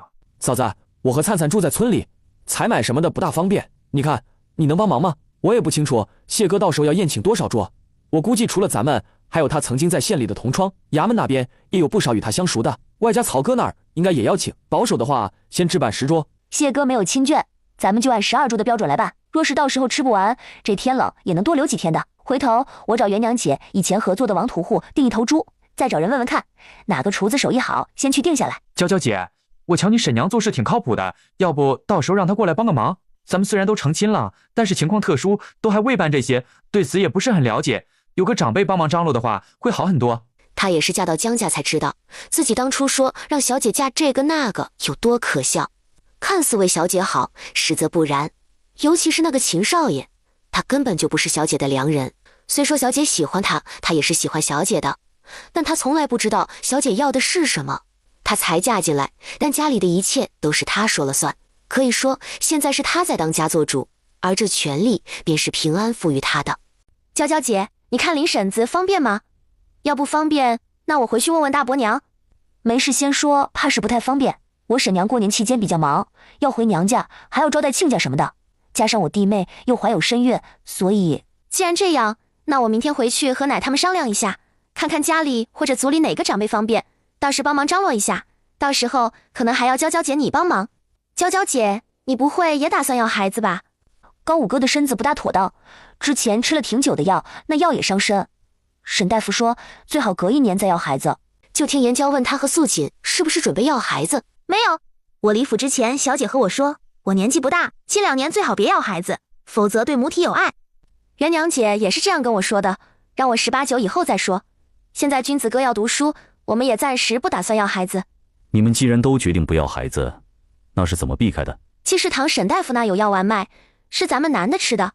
沈大夫说药性温和，只要不是常年累月吃，只吃1年半载什么的，是没问题的。蔡娘姐，之前你们不是住在这儿吗？这屋子都不打扫，要不今儿怎么还能找出这么多钱来？打扫啊，但是之前每天都忙，哪里能想那么多？这屋里屋外都是泥地，看到凹凸不平也只当是泥疙瘩，毕竟大伙家里的地也都是这样的，哪还能想着是银子？再者说，我们自打住进来后，除了有一次见姐夫转眼没了1两银子外，是再也没遇到过。谢哥这个人对自己的宅子挺在乎的，不喜欢生人进来。以往他这宅子也只有我、方师爷和郭叔，也就是那个疏寺的郭掌柜来过，其他人他是不会请进来的。后来认识了君子后，他与君子也投缘，才加了军资。不信你问平安，他到这边来的次数有几次，是不是多数都是在门外？所以他这宅子都是他自己在打扫？对，开始他打扫的时候拿扫把都要打到自己，我和君子还亲眼看过，他扫着扫着，不是扫把突然飞起来打到自己，就是莫名被绊了一下，然后脸朝下给磕伤。后来次数多了，他反应快了些，就改用手撑着，所以到后来大伙能看到的，他不是脸上青紫交加，就是手挂在胸前。后来为了他的小命着想，我们就不让他弄，有空就会帮忙扫一下。只是我们在外走镖，回来的时间有限，因此他什么时候掉了钱，在哪儿掉的，谁也不知道。谢哥他这些年能活下来，是真的不容易。可不是不容易吗？整个流云县的人都知道他倒霉，曾经还有人专门跟在他后面，就是为了捡走他的钱。要是他的内心不够强大，或许早已崩溃而亡。他这样的人，只要霉运不在，不管往后能不能继续科考，必定都会有一番作为的。蔡娘姐，我今儿听到一个消息，不知道你有兴趣知道没？什么消息？平安的奶奶不是给人做媒，消息灵通吗？今天我们是去那边吃的团年饭，奶奶知道李娘子，袁娘嫂子给我们送了一床后辈的事，然后就顺口与我说，刘东升在红香园的那个相好，他肚子里的孩子没了。翠柳那贱人，上辈子和刘东升一起毒杀他，他永远都忘不了自己闭眼的那一刻，那贱人嘴边挂着的那胜利的笑容。这辈子重来过，他都没找对方麻烦，没想到他倒是把孩子给弄没了，活该。对，没了。她不是叫翠柳，是花魁林二姑娘身边的丫头吗？我听说林二姑娘和县太爷的小舅子走得近，这次县太爷上升要到庐阳府上任，然后县太爷那小舅子也准备举家搬迁跟着一起，林二姑娘想跟着一起去，所以这段时间就想方设法让林老爷带她走。这不，她还没磨得林老爷答应呢，就意外听到林老爷说要带翠柳走，让她给卖身契。之前听说刘东升的相好怀有身孕，不会是翠柳这肚子里的孩子是林老爷的吧？那要这样的话，她为什么之前会想嫁给刘东升？谁知道具体怎么回事？反正奶奶那边听来的消息就是，翠柳的卖身契就捏在林二姑娘手里。她听到林老爷要翠柳的卖身契，再联想到翠柳腹中的孩儿，就知道自己想要跟是没指望了。因恨婢女被主，再拿好话哄了林老爷后，等人一走，他就直接让人熬药把翠柳给灌了。听说他下手重，翠柳直接给毁了身子，往后是不能再生了。王粲只觉得心里无比痛快，对他来说，翠柳这个贱人日子过得不好，那就等于是在为他报仇。这事约莫是姐夫做的。灿灿还记得那个冯青莲吗？记得，就是从湾村那个和王永胜勾搭的寡妇。对，他有把柄在姐夫那儿，他会去刘家搅和，去告刘东升，也都是姐夫事先安排好的。这次翠柳的事应该也是他做的。不会是他曾经待的大户人家就是林府吧？对，林老爷是县令夫人异母同胞的兄弟，他虽然出身官宦之家，但因为是旁支又是庶出的，分家根本没能分到多少东西，他自己没什么能耐，只能靠姐夫，所以陈县令在哪他就跟着在哪。那冯青莲曾在林府做丫头，她有些姿色，又想往上爬，所以前后相好的人有几个，等后来被林老爷收进房后，因怀有其他人的子嗣，才被人仗打扔回去的。他虽然被扔回去了，但因为曾经的那些露水姻缘，想要办什么事，那些人倒也能帮衬一二。像是翠柳这事，本身林老爷的夫人就不喜他在外拈花惹草，所以翠柳怀有身孕，冯青莲也不用做什么，只是叫人透露个口风给林夫人，林夫人那边自然有办法借力打力。到那时，林二姑娘不可能跟着，翠柳的孩子也留不住，人更不可能跟着一起。至于冯青莲，林老爷早就厌烦了她，她自己也还年轻，只要豁得出去，还能再找个人嫁。她什么把柄捏在姐夫手里？君子哥，你是怎么知道的？什么把柄就不说了，至于我会知道，当初姐夫找人查的时候有告诉过我，他还问我怎么处理刘东升和他那个相好。我的意思，刘东升是个畜生，先让他因为女色坐1年牢。至于翠柳，他本就不安好心，那就让他尝尝被主被抛弃的滋味。王粲才突然想起一件事，他每次灵泉升级都和刘家人有关系，这次虽然不是刘家人，但那是翠柳，是上辈子害死他的凶手之一。虽然他没亲自动手，但谢燕之马上就是他姐夫不是，所以或许有用呢。灵泉水从手指缝流出的那一刻，果然是增加了，水流柱比以往要大双倍不止。等旱灾、水灾、瘟疫什么来了，他就可以救更多的人。哪怕有一天真的要和他元娘姐分开，那在这之前，他也能准备出足够多的灵泉水给他元娘姐。此时已是大年初一。谢哥，钱良辉这些年做过太多亏心事，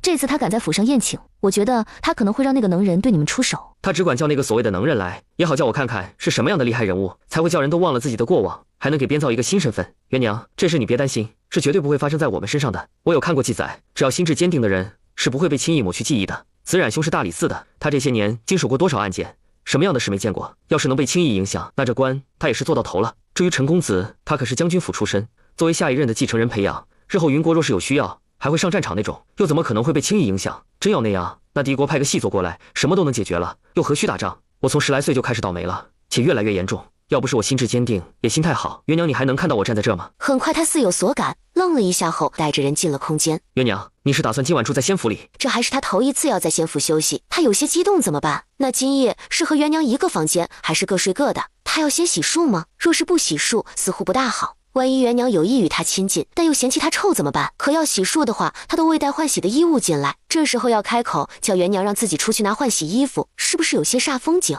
谢哥，你快出来！合着他这个时间带自己进来，不是要这样那样，而是仙府又发生了什么变化？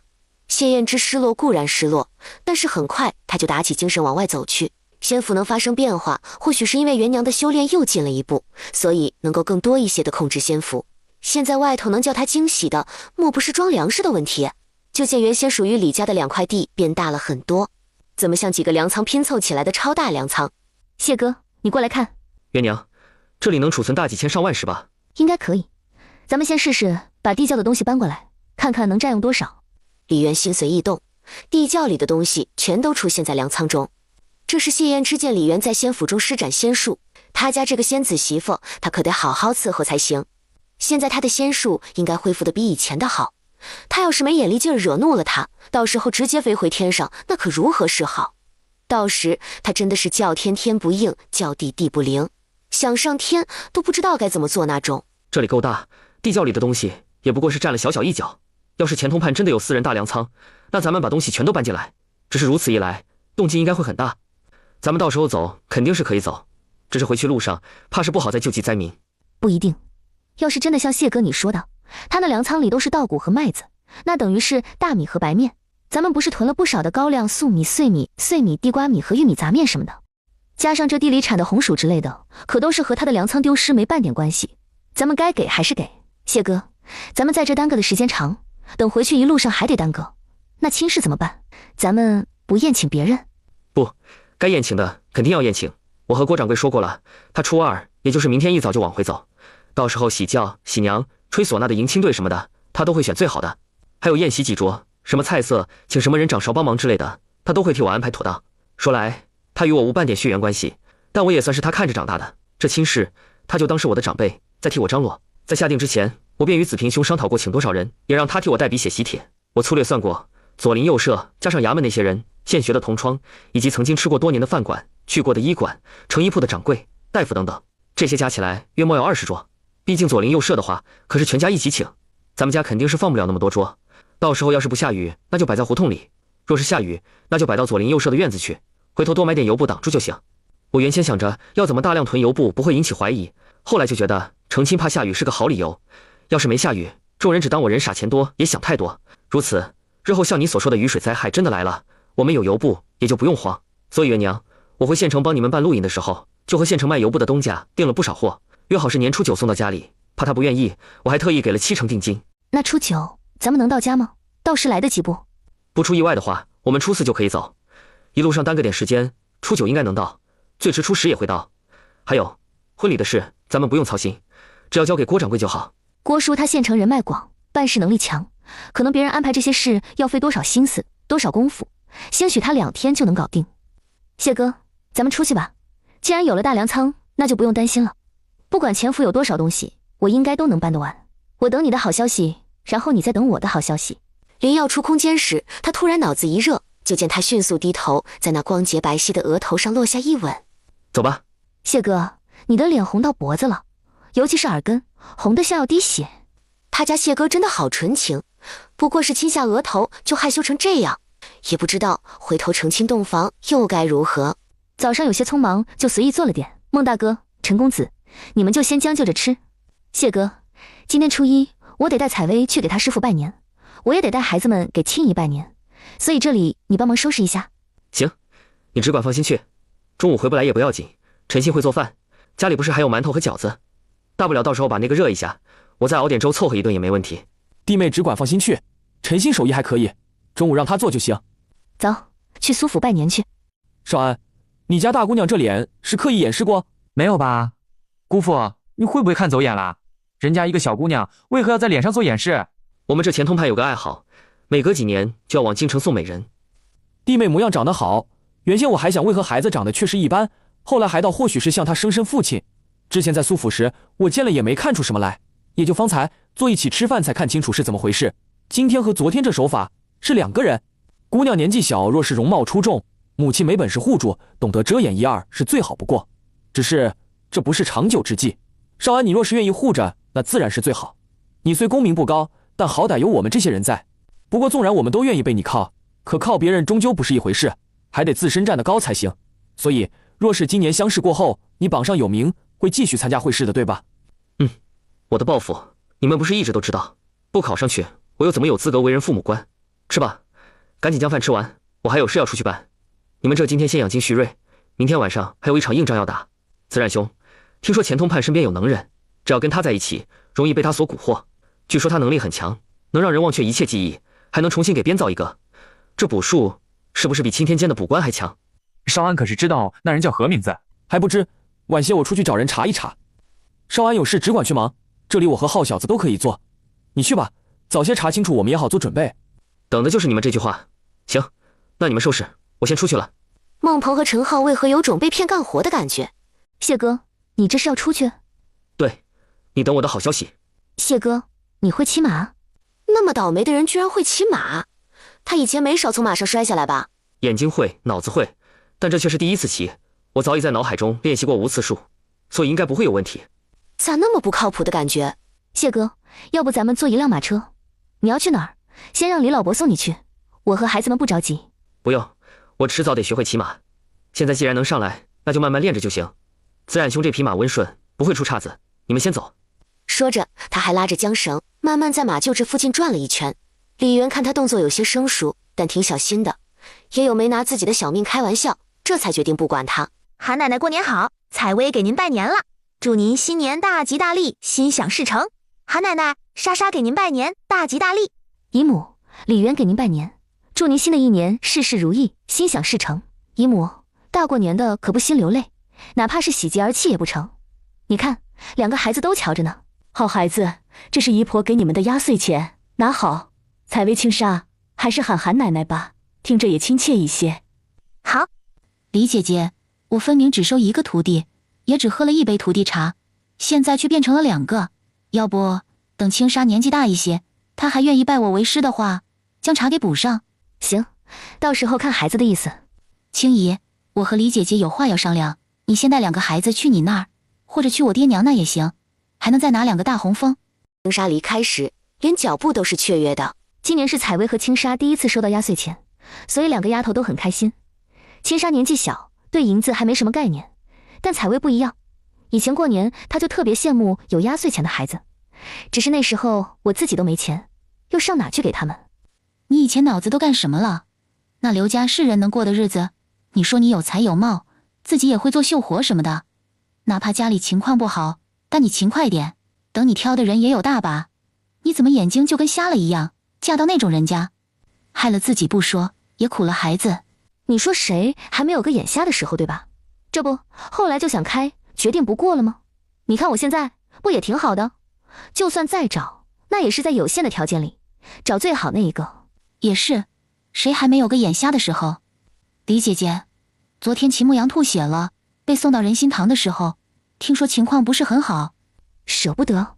我与他到底是青梅竹马，从我懂事时就听周边的人说他的好，后来少女情窦初开时，自然而然就喜欢上了。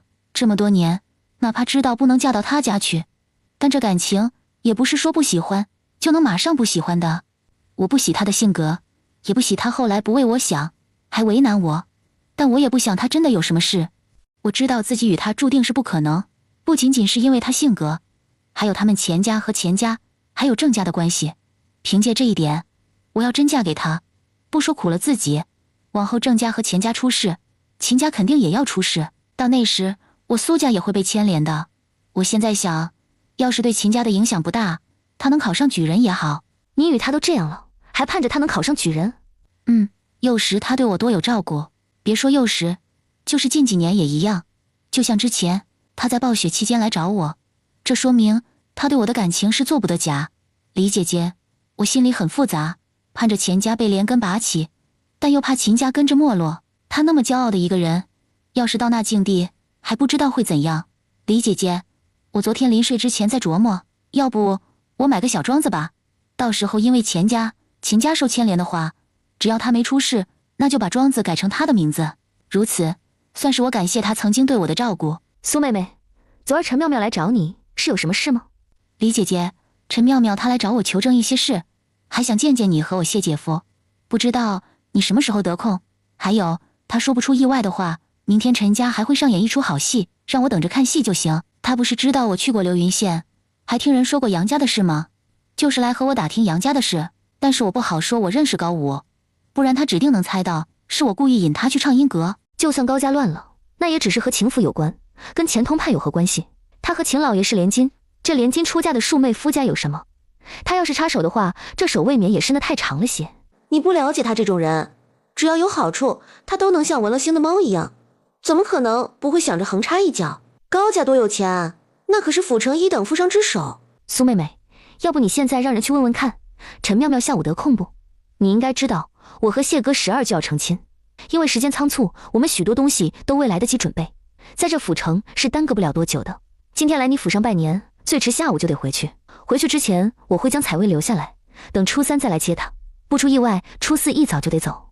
而这中间的时间，我不仅得参加前府的宴请，还得准备路上的吃喝，另外还要看看嫁衣之类的进度，得空的时间真的不多。还有，谢哥说之前得益于画本大卖，赚的银子不少，就想买些粮食，一路回去的时候赠与那些暴雪寒潮中受灾的百姓。我让人去陈府看看他有没有空闲，若是不得空，那回头再说。成。苏妹妹，青梅应当就是我嫡亲姨母，她的事我不好管，也管不了。我估摸她是不会跟我走，所以还要劳烦你多看顾一些。我知道她自幼照顾你长大，你与她也亲厚。我说这话拿着银子有些不像话，但这是我仅能为她做的事，也劳烦你。若是她真有什么，就让人来通知我，或者君子都行。就算青姨想去你那儿，我也不建议她去。本身她和你们就不熟，哪怕真有血亲关系，这也是不争的事实。你和李军姐弟2人早年分家，上头父母全无，又各自成亲。青姨去了，不管住谁那，都无意给自己找个长辈在上头压着。到时你们不自在，青姨也可能不自在，所以还是在这里待着吧。家里吃喝都少不了她，病痛也有府医，从小她帮我带到大呢。现在她老了，我帮忙养老送终也是应该的。苏妹妹，你府上不是3个绣娘吗？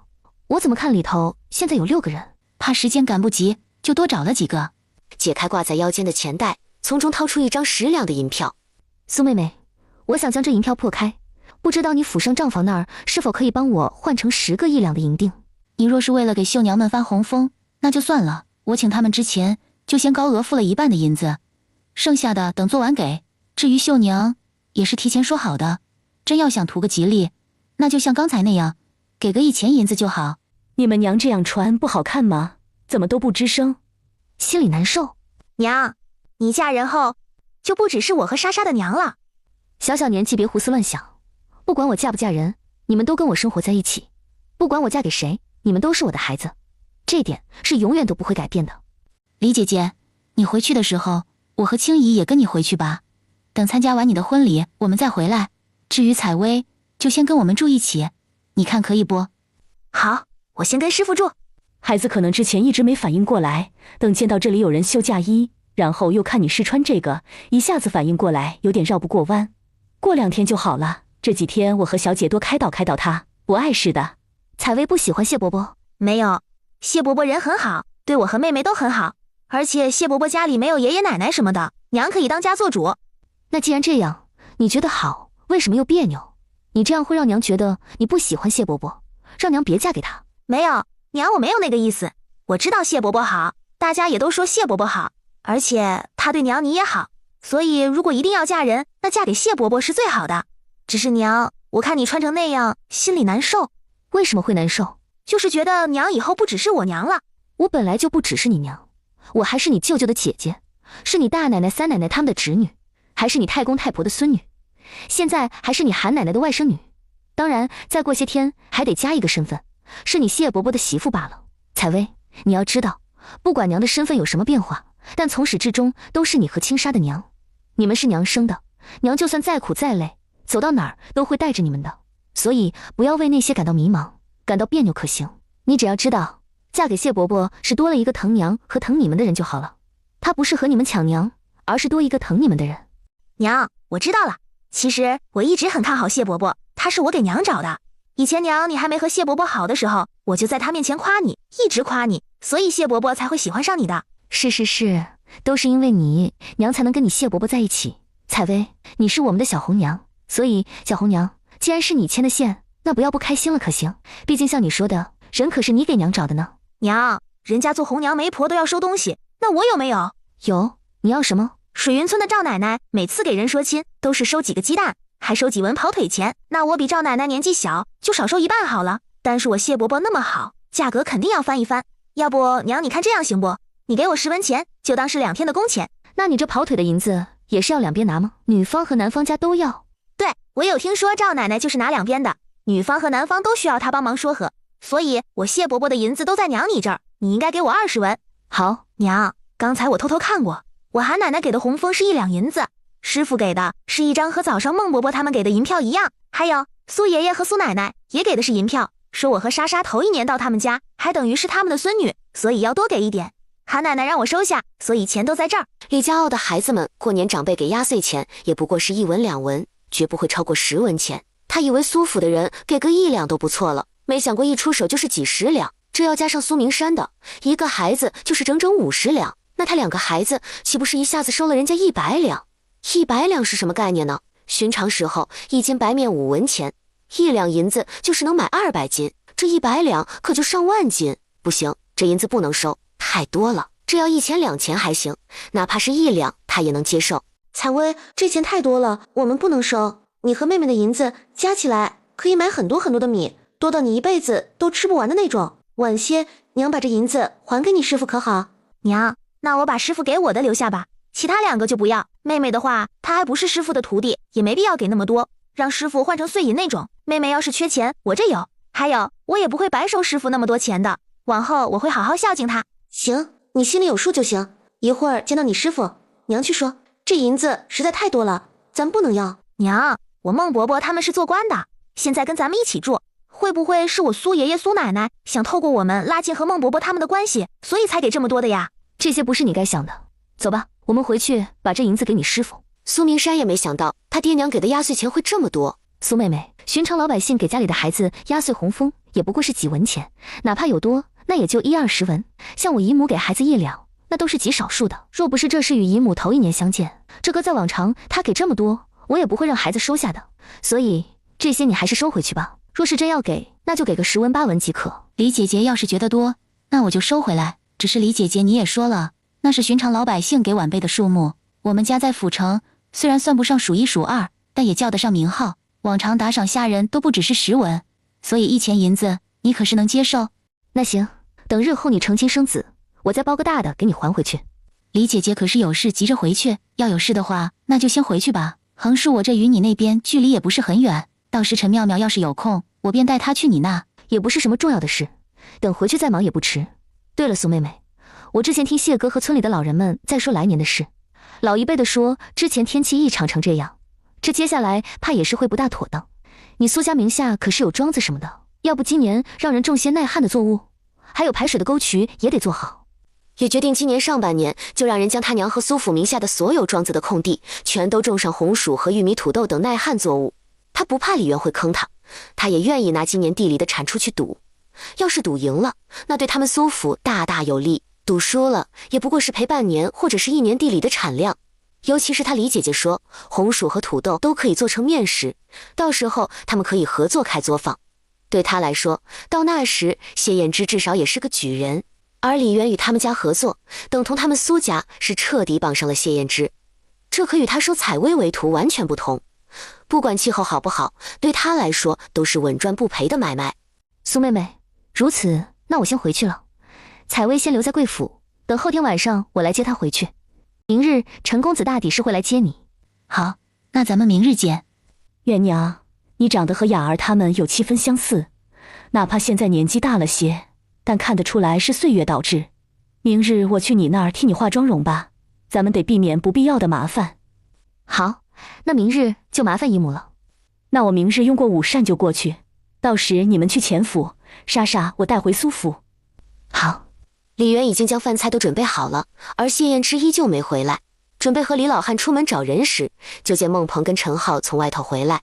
弟妹穿成这样，是准备去找少安？对。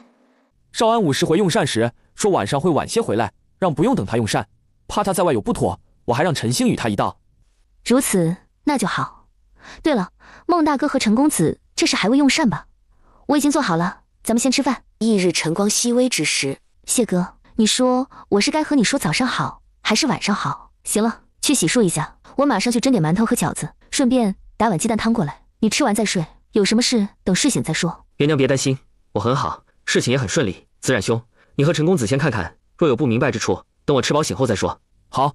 谢燕之将前府的地形图画得特别仔细，他一夜未归，就是找关系乔装打扮进前府。李家傲，灿灿，你带这么多红封做什么？给2个堂姐的孩子。叔娘姐4个孩子，林娘姐3个孩子，这一共才7个。我看你那一堆得10几个。那咱姐就不用给吗？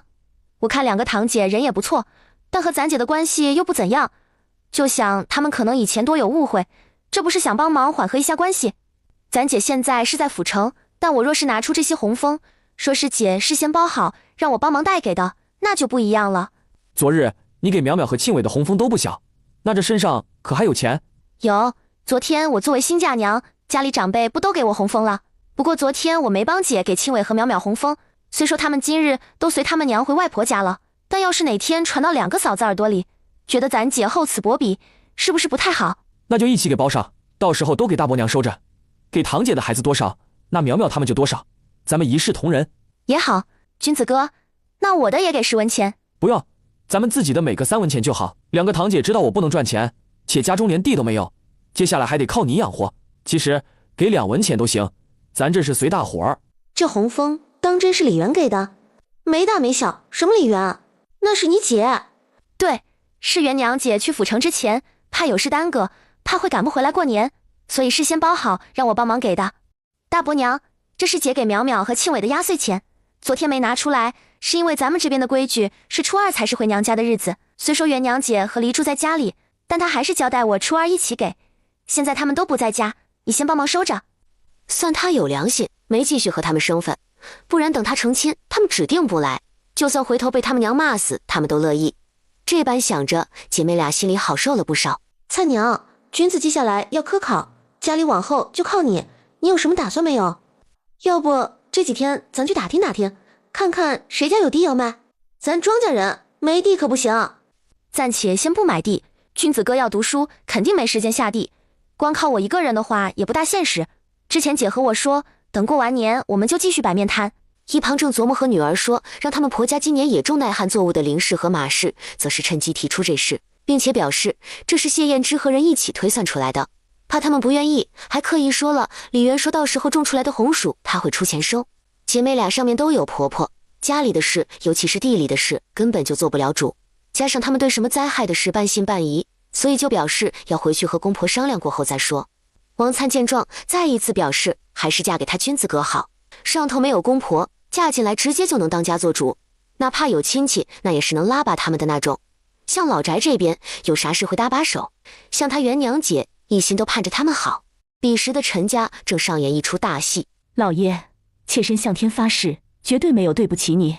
混账东西，就知道你是搅家精，只要有你在，家里就不得安宁。既然已经出嫁，还回来做什么？我不回来，任由你联合着女人将我陈家的家财拱手让人。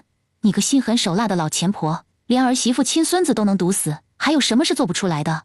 当初让我娶妙妙娘的是你，不喜欢妙妙娘的也是你。她为我生儿育女，为家里操持一切，你为什么要害她的命？还能因为什么？不就是你娶了媳妇，只听我娘的，她心里不舒服，所以就看我娘不顺眼。加上她一直都是偏心眼的人，恨不得让你为陈家做牛做马，赚来的钱养她的好大儿。不然吴月儿这种别人不要的破烂货，她怎么要塞给你做妾？我让你胡诌，我让你搅家，滚，给我滚！我陈家没有你这样的子孙，给我滚出去！我是陈家的女儿，身上流着陈家的骨血，凭什么滚出去？要滚，那也是你滚，别和我说什么孝不孝，最不孝，最对不起陈家列祖列宗的人就是你，害死我娘，害死阿志，还换了我最小的弟弟，让他流落在外，吃尽苦头。你说，你100年后有什么脸面对陈家的列祖列宗？这些年，你就不怕我爷和我娘他们来找你？陈老爷看着吴玉儿生的一双儿女，半点与自己相似的地方都没有，除了像他们娘外，经妙妙的提醒，他才发现隐隐也有高老爷的模样。再看看陈妙妙和陈青青，后者不用说，和他陈家人压根不像。以前他做生意总是在外忙，他娘说是青青会长，这样是早产导致的，所以他也没想那么多。但是家里除了妙妙之外，其余的没有一个与他相像，且还可能不是他的种，这叫他怎么咽得下这口气？要不是妙妙拿回一幅画，画中男子与他年轻时一模一样，又得知他的身世，他是做梦都想不到事实的真相会是如此不堪。他的娘从小就偏心大哥，哪怕分家后他有出息，非得跟他们搬来府城了，还要可劲得拿府里的东西贴补他们，更甚至因为不满妙妙娘和吴玉儿这贱人合谋，害死了他，之后害死他的嫡长子，为的是吴玉儿保证日后这陈家的家财他一文不要，都会给他大哥继承。想到这些，陈老爷口口生兴，恨不得将眼前的2人乱棍打死，但是不能，一个是他娘，一个是他现在的正妻。要不是我，你陈家能有今天，说来你应该感激我。感谢你什么？感谢你害死我娘和阿志，感谢你换了我幼弟，还要感谢你让我爹做了那么多年的绿头龟，还一直帮别人养孩子。你放心，我会好好感谢你的。爹，差不多得了，真要出了人命，回头也得把你搭上去。现在我那幼弟还没认回来，我又是出嫁女，你真要出了什么岔子，这家财可真就如我奶所愿，最后都要落到我那好大伯的手中。但凡你对我娘上心一点，对阿志上心一些，那他们都不会死。所以你也不是无辜之人，现在也不用把所有的责任都推到别人身上。扶正吴月儿的可不就是你？府上那么多丫头婆子和奶娘，当初说阿志身子不好，你随便找个人仔细照顾都行，你非得让这毒妇照顾。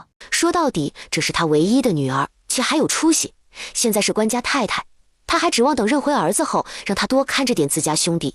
现在你准备怎么办？这两人可不是我们陈府的，咱不养野种。既然她是高老爷的女人，那就给她送回去。还有这两个，也是高府的子嗣，全都送回去。稍后我亲自去送。爹，他可是害死了我娘，你就这样送走？还有，她是你的妻，你直接送妻与人为妾，就不怕被说？进衙门那才叫放过她，但要是送到高夫人手中，那就不一样了。还有，她从今天开始就不再是我的妻，一会儿我就直接写封休书即可。然而还未等陈老爷把休书给吴月儿，原本初二该陪妻子回娘家的高云骥，此时被人五花大绑堵了嘴巴，送到陈府。陈老爷，我家夫人说此人不是我高家子嗣，是陈夫人与人苟合所生，又故意让府上吴姨娘所养。现在事实已经查清楚，吴姨娘也全都招了，今日给陈夫人送回来，你们自行解决。陈老爷觉得今天里子面子都丢光了，因为吴月儿他的脸被人按在地上碾。怒极之下，他飞快回去写好休书，之后让人捆了吴月儿母子3人，不是4人，匆匆往高家走。只是还没等他到高家，而是在半道上碰上骑马而来的高老爷。大过年的，陈兄这是做什么？高兄装什么？我要做什么你不是很清楚？怎么这些年你们将我蒙在鼓里，是觉得我会一直任由你们玩弄下去？今日我已经休了吴氏，他害我原配，毒死我嫡子，我是要上衙门告他。至于其他3人，那是高兄的子嗣，他们的去处与我何干？这大过年的，陈兄可真是会开玩笑。今天才初2，府衙年前封印到现在都还没开印，你去衙门能做什么？再说你陈府的子嗣怎么就变成我得了？今日云骥被送到陈府，那也是因为我夫人见他不陪身怀6嫁媳妇回娘家，这才气急之下令人捆绑送过去。这中间或许有下人误传些什么，才叫陈兄误会。无是你眼瞎了吗？你看看，这就是你为他生了一个又一个孩子，甚至不惜谋害一条又一条人命的男人。他听见我要把你送官了，都不敢认下你。是不是别人的媳妇就特别的刺激，觉得自己特别有本事，特别有能耐，能让一个女的心甘情愿为你做到这地步？哼，本来还想着你我是亲家，你们夫妻多年，有什么事回家自行解决就好，没必要闹到外面来叫人看笑话。既然如此不识好歹，算我多管闲事。高兄是不是忘了还有这2个？陈兄还是莫要开玩笑，我与贵夫人总共都见不了几次面，且回回都是陈兄你在场，他生的子嗣即便不是陈兄你的，但也赖不到我头上来。看什么？赶紧给我回府！陈老爷不能拿他如何，心里有气无处发，想了想，就将手中的马鞭直接甩向吴月儿生的一双儿女身上。这2个是野种，是他的耻辱，枉他曾经掏心掏肺的去疼他们。姚郎，府城的人都知道，高老爷全名叫高宁瑶。陈夫人，我知道你放心不下2个孩子，你放心，他们既然是吴姨娘的外甥和外甥女，那也算是我外甥外甥女，我护许他们一个容身之处的。姚郎，我做过的事我认，但是我这一双孩子是谁的，你应该比谁都清楚。云骥已经成家，不用我担心，但求你看在我们过往的那些情分上，让2个孩子认祖归宗，特别是娜娜，她这岁数该一亲嫁人了。高老爷清楚，这是吴月儿在要挟他，如果让2个孩子认祖归宗，那他到死都不会做出不利于他的事。但要是不愿意，那就别怪他为了孩子做出什么事来。也就是在这时，高夫人匆匆带着婆子而来。吴氏，现在当众，你把话给我说清楚。你先回秦家，喊我哥嫂过来给我撑腰，顺便去府衙找我郑表哥也过来。今天我要大义灭亲，状告吴月儿和高宁瑶这2个狗男女杀害人命。陈姐姐，这高夫人是怎么回事？她这是不打算过了？这大过年的，看她那架势，好像要把人弄进大牢去。秦林是个贪财之人，秦府虽然富贵，她一个庶女也被当嫡女养大，但到底还是嫡庶有别。她手头一直都没什么钱，当年她的嫁妆并不多，虽然她是高家的当家主母，但实际的钱财还是掌控在高老爷的手中。后宅的事，高老夫人时不时还要插一手，所以她日子过得不如外人以为的那么好。她儿子今年也弱冠了，人还孝顺，我琢磨她打算让高老爷进去，到时候自己的儿子继承高家的一切。至于吴玉儿生的，和她没半点关系。她现在这样，有没有男人都没关系的。元娘，姨母来了。青纱这会儿她在帮忙带，子冉兄他们已经用过午膳，听说外头有人告状，作为朝廷命官，也作为大理寺少卿，就先过去了。谢哥，你要我怎么做，直接说吧。你先吃，吃完我们去看戏。你不说你的计划了？不出意外的话，今晚你就不去了。刚才我听姨母说，现在高府、陈府大乱，钱府和正知府那边也被扯了进去，不然你当子冉兄为何要过去？晚上宴会能不能如期举行还不知道。你先吃饭，我先去看看，要能顺利，今晚的宴会要推迟，咱可以趁着他们乱的时候，我带你去钱府，位置我知道，也记住了他们。今天什么时辰？巡逻队在哪儿？元娘，我们把那些搬空后，管他们还愿不愿意继续举办宴会。子冉兄主要想知道账册之类的东西，到时候要是在库房中，我想办法给子冉兄送去就行，其他的和咱们有何关系？行，那你先去。只是你确定咱们能进钱府？进了钱府能顺利避开那些巡逻的护院，还有看守的人？我有70%的把握，咱们到时候见机行事。元娘，你要信我，我不会做没把握的事。行，那你先去看看，我稍后也跟着去。小青纱就先让姨母带回苏府去，至于我的妆容，我也会化。倘若晚上不用参加宴会，那更简单，我连乔装打扮的衣服都选出来了，一切只待天黑。街道上站满了人，府衙封印后还未开，陈老爷和高夫人又不愿意去府衙，因此就在大街上审理案件。郑知府原本还在琢磨晚上怎么从孟鹏的嘴里套出一些可用的消息，得知这事时脸都黑了。他觉得这陈府和高府实在不像话，大过年的也不叫人安生，回头一定要好好敲打敲打才行。谁知等他到了地方，发现他那表妹的小姑子居然状告自家男人谋害人命，这还得了？倘若今天孟鹏不在府城，那他可以先将人收押了，等过完年衙门解封了再审。但偏偏孟鹏在，还涉及到人命什么的，那就必须得事急从权。因此他当场就开始审案。秦林为了表示拉近关系，一口一句郑表哥的喊着。孟鹏来的时候见状，直接就接手这个案子。他对郑知府说，他是状告之人的亲属，为免徇私枉法，他这个父母官得避嫌，他只能咬牙退出位置，将审判权交给孟鹏。大人，民妇要状告高宁瑶和吴月儿谋杀人命。他们于13年前8月，一个借着出城上香祈福，一个借着外出行商的名义出门厮混苟合。听说当时被一个借宿的赶考的秀才撞见，之后他们怕事情败露，就派人佯装盗匪，将人谋杀。你放屁！大人，草民可是良民，从未做过伤天害理之事，顶多就是在男女之事上有些糊涂罢了。你都说了，这是13年前的事，可有证据？若是没证据，空口白牙污蔑他人，可是要杖打20大板。有，回大人，民妇有。民妇的证人便是吴月儿身边的蔡婆子，此事是他前几天亲口告诉民妇的，大人可以唤他来问一下便知。此时的李渊心里很不平静。13年前赶考秀才被盗匪劫杀，这每个词他都很熟悉。不出意外的话，那人就是原主的爹。他只是来吃个瓜而已，没想到会吃到自己身上。大人，我爹李建安是秀才，13年前为了参加乡试来府城赶考，却在路上被盗匪所伤，等抬回去后重伤不治，最后撒手而去。如果高夫人所言为真，那吴月儿和高宁瑶就是杀人凶手，还请大人为我李家讨回公道。作为苦主的李渊已经从蔡婆子嘴里得知当年的真相。高宁瑶，有人状告你贩卖私盐，这罪你是认还是不认？回禀大人，这罪草民不认。草民家世代行商，做的都是老老实实、本本分分的生意。草民祖上有训，绝对不能赚昧良心的银子。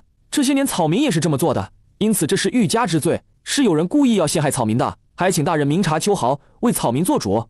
月娘，机会来了，钱通判带着媳妇来了，府上现在应当是最为松懈的时候，我这就找人和子冉兄说一声，让他想法子把钱通判人扣下，接下来的事交给他。我们现在就去钱府。现在天色还早，这会儿去是不是太早了点？无妨，我们装扮成钱府仆妇就好，不用太过刻意，府里会有人照应的。等天色暗下来，咱们见机行事。现在你要做的是怎么让自己合理离开这里。那我爹的事交给子冉兄，他会还咱们公道的。现在时机正好，错过了怕是不好找。好，李姐姐真的是太好了，要你爹的事真的是高老爷和陈夫人做的，那今天也刚好可以让孟大人为你爹讨回公道。李姐姐，你别哭，都是我不好，我不孝了，这是一件沉重的事情，我怎么能孝呢？对不起，李姐姐，你别哭好不好？苏妹妹，我心里难受，你不知道，我爹没的时候，我家君子连10岁都不到，我们本是相户人家出身，爷乃辛辛苦苦取全家之力培养出一个秀才不容易，好不容易我爹有了功名，家里可以免除徭役赋税，眼看日子也有了盼头，没想到因为这些天打雷劈的人，我爹他没了。苏妹妹，我爹没了，我就想知道，他们害死我爹后会不会良心不安，就不怕遭报应吗？